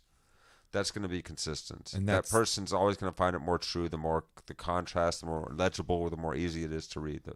And so the fluency is very important in our cognitive capacity. Yeah. So more confidence in it. You increase cognitive fluency in a number of ways. Lots of fluency from your environment and interaction with your environment equals the flow state. That's brilliant. Yeah, and when he's talking about the text there, that's saliency, or salience, rather. Yes. What is real. So darker text is more real than lighter text. Yes. But yes, it increases our confidence of what we're looking at. Yeah. Yes. So I guess salience is confidence of what you're looking at. Yes. Yeah, the brain is literally measuring the fluency of its processing to know how true something is. Yeah. Wow. And the Greek vowels certainly made this expanded cognition drastically expand, and we were standardizing our capacity for language. And okay, so the right to left, what is that from? I don't know what that note means. Looking at my own notes. And standardize right to left. Yeah, how we read from left to right. Left, right, or right to left. And okay, so just standardizing that helps as well. Yeah. So there, it hasn't been brought up, but I do remember this. Is so. Oh, there it is. Language is a standard. It's on the screen. A standardized tool set. Yeah, Greeks also standardized reading from left to right, which we now take for granted. Yes. I just went dyslexic in my notes. Is all that happened. Hebrews read the other way. That's why I wrote that. And Egyptian hieroglyphics could be read a number of directions. Yes. Whoa! So it's like you can take multiple takes from it. Standardization here increased fluency further. And now we have the Greek city-states competing with one another. Eventually, this leads, in Athens in particular, to the rise of democracy, because they were trying to find a way of competing with each other without warring constantly. And so we were developing increased capacity for rhetoric and interaction with our language. Yeah. So this, among other things, puts a premium on the capacity for argumentation and debate. Greeks speed up the axial revolution of their own cognition by doing this more and more and more. They develop democracy, enhancing the abilities of reason and reflection as well. Greeks invent mathematics, geometry, abstract symbol systems for their own sake. And then a new cycle of technology is created, the capacity for rational argumentation. So not just rational thought, but argumentation. This is a further level of interaction with your environment and with reality, a higher level of co-creative capacity. Well, would we the call human that, being is now coming into. Would we call that rhetoric? Yes, exactly. Yes. That's rhetoric. Yes. This explicit training of this as a core psychotechnology in ancient Greece, the art of rhetoric, has important consequences because Plato did not like the sophists. The sophists were very proud for being able to argue both sides of any issue, multiple sides, and making their argument win because they were so good at rhetoric. They didn't even care what they were arguing about. Well, and that's why Plato was damn these sophists. No, it's the art of language and communication with no truth. Yeah, well, politicians, the media, the person trying to sell you a bad vacuum cleaner. Mm-hmm. Yeah, right. For $3,000 or what have you. Big pharma, big whatever. Like when you watch a commercial and it has these nice tones that make you feel a certain way in the background, those people who do that too. Yeah. They don't we've care all about been the fooled by reality these of it. things. I know I have. God. No, we'll continue to be fooled by them the until sophists are clever. Well, until you well, this is my assumption, but until you can learn to use the techniques and the abilities of the sophist, you will always be subject to the sophist. Mm-hmm. And just because you know how to use their techniques does not mean you use their techniques. Oh, if you're using them on the side of good for one and all. No. Now you're really playing. Screw it. Don't use them. Don't game. use them. Just know how to use them so you can combat them. So don't use them. Combat them. Yeah, certainly. Well, some aspects of them, learning how to highlight an important point is very useful. So there's very many arts of rhetoric that can be used that are just merely facilitatory. But rhetoric is not just the realm of the sophist. Yes. The sophist hijacked rhetoric. They hijacked it and used it for their own end, for certain. Yeah, certainly. They didn't have the philia portion of the... No, of their love and... Yeah. Okay. Damn sophists. Important consequences of this capacity, this core psychotechnology being developed of argumentation. Pythagoras and Socrates were pivotal here. Pythagoras belongs to a group called the Divine Men, by people of their own time. This seems to represent a rediscovery of shamanic psychotechniques. He seems to have gone through something called the Thunderstone ceremony. Yes. Pythagoras, that involved isolation and radical transformation. Yes. He talked about the psyche being able to be liberated from the body. He discovers the octave, that there are mathematical proportions to the world, which gives us access to abstract patterns that we are not otherwise aware of. And he links these to the shamanic ability to engage in self-transcendence, that we can learn to fly free from this world we seem to be trapped in. We can actually get a sense of being transcending our worldly relation with reality.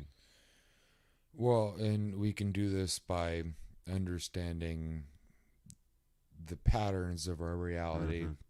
And within ourselves, and that we're actually part of this continuous cosmos. And once you assumption yet again, once you understand the patterns, you can step above the patterns and create new patterns yourself. Yeah. Because the Pythagorean theorem is a squared. What is it? A squared plus b squared equals c squared. Mm-hmm. Yeah, that's the very first start of trigonometry. And trigonometry humans goes are really way good at through. We do this without even knowing it. We develop trigonometry. We develop music. We develop stories. We are able to express through abstract patterns. Yes. Like prose. We're masters of it. First guy to realize that, actually, I can hold my fingers up to something and then I can stack them and I can put another on top of it. Oh. And that actually applies to other things. Mm-hmm. And this number of fingers lines up with that number of stones in front of me. Yeah, imagine this, though. So what if I'd said that plus that plus that plus that plus that plus that? Then I can hold this idea of this many fingers in my head. This helps me count things like the days between the last time it rained and the next time. And what if that helps me understand how the weather is changing? Well, try this. Put 3 stones on the bottom. 2 stones on top of those 3 stones and 1 stone on top. You get a pyramid and you get 6 stones. Yeah. Bam. Now you have the conception of the shape of 6 split into 3 one way, but 3 then another way, which is a combination. The 3 the other way is 2 and 1. It's gonna be helpful. Which is another yes, very much so. So if you want to expand that, it's 5 on the bottom, 3 in the middle, 2 on top, and 1 all the way on top.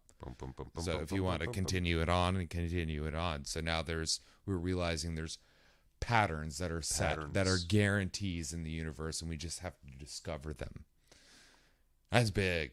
That's huge. Because now we're no longer stuck with, we're humans with our own responsibilities, but now, okay, we're humans, we have our own responsibilities, but then there are things that are hard set in the universe that we can discover, but then we can use and we can figure out how to modify and we can play with them. And we can reveal the beauty of the world around us. The cosmos. The continuous cosmos. Yes. So we went from the Greek city-states, democracy, debates, increased cognition, mathematics, turned into geometry. Now abstract simple systems are being used for their own sake. The capacity for rational argumentation is developed. Explicit training of this psychotechnology in Greece has major consequences. Pythagoras and Socrates, 600 BCE, the divine men, thunderstone ceremony, cave, inner reflection, soul flight, outer expansion.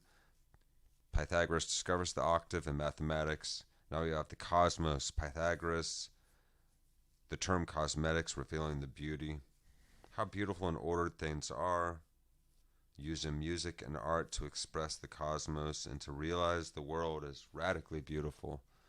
Radically beautiful. I don't know. That's that. what I had in my notes. Man. Pythagoras also gave us the word cosmos. Now we're on Mark's notes. Mark Mulvey. Mark Mulvey. Pythagoras also gave us the word cosmos, which he used to describe the universe. Cosmetics comes from cosmos. Cosmetics reveal the beauty of things, how beautiful and ordered they are, so we can transcend and see the universe as a cosmos. Ooh, as a beautiful, ordered thing.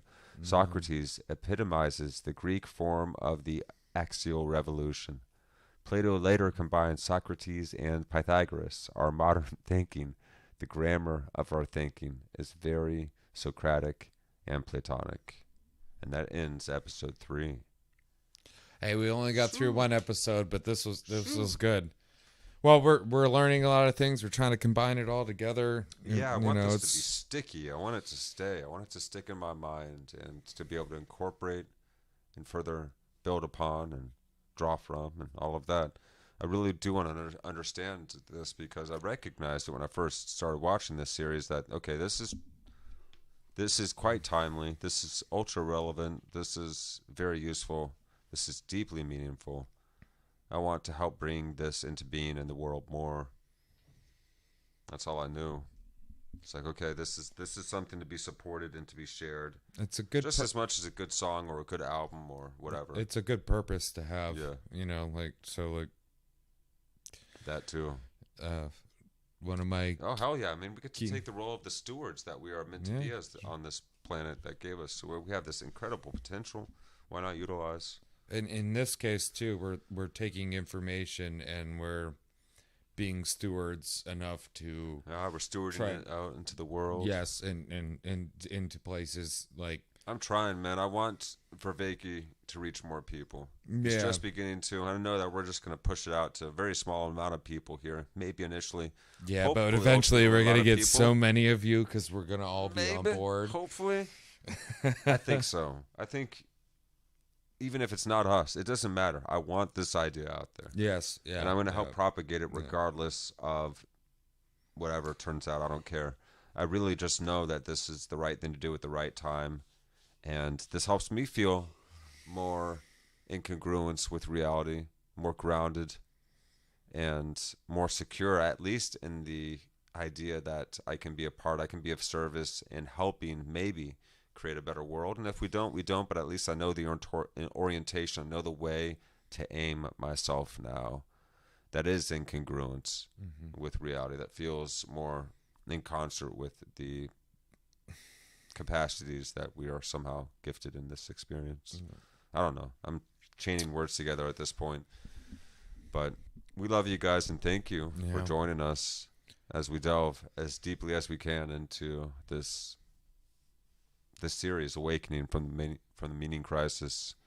And thank you once again to all of you for joining us. Thank you to John Vervaeke and all of you out there. We hope you have a very merry Thanksgiving. And I don't know, I'm just doing the expected blah stuff now. Yes.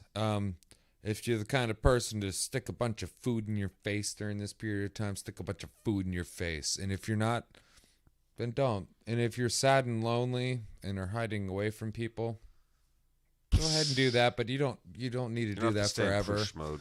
Yeah. Well, you'll find the people.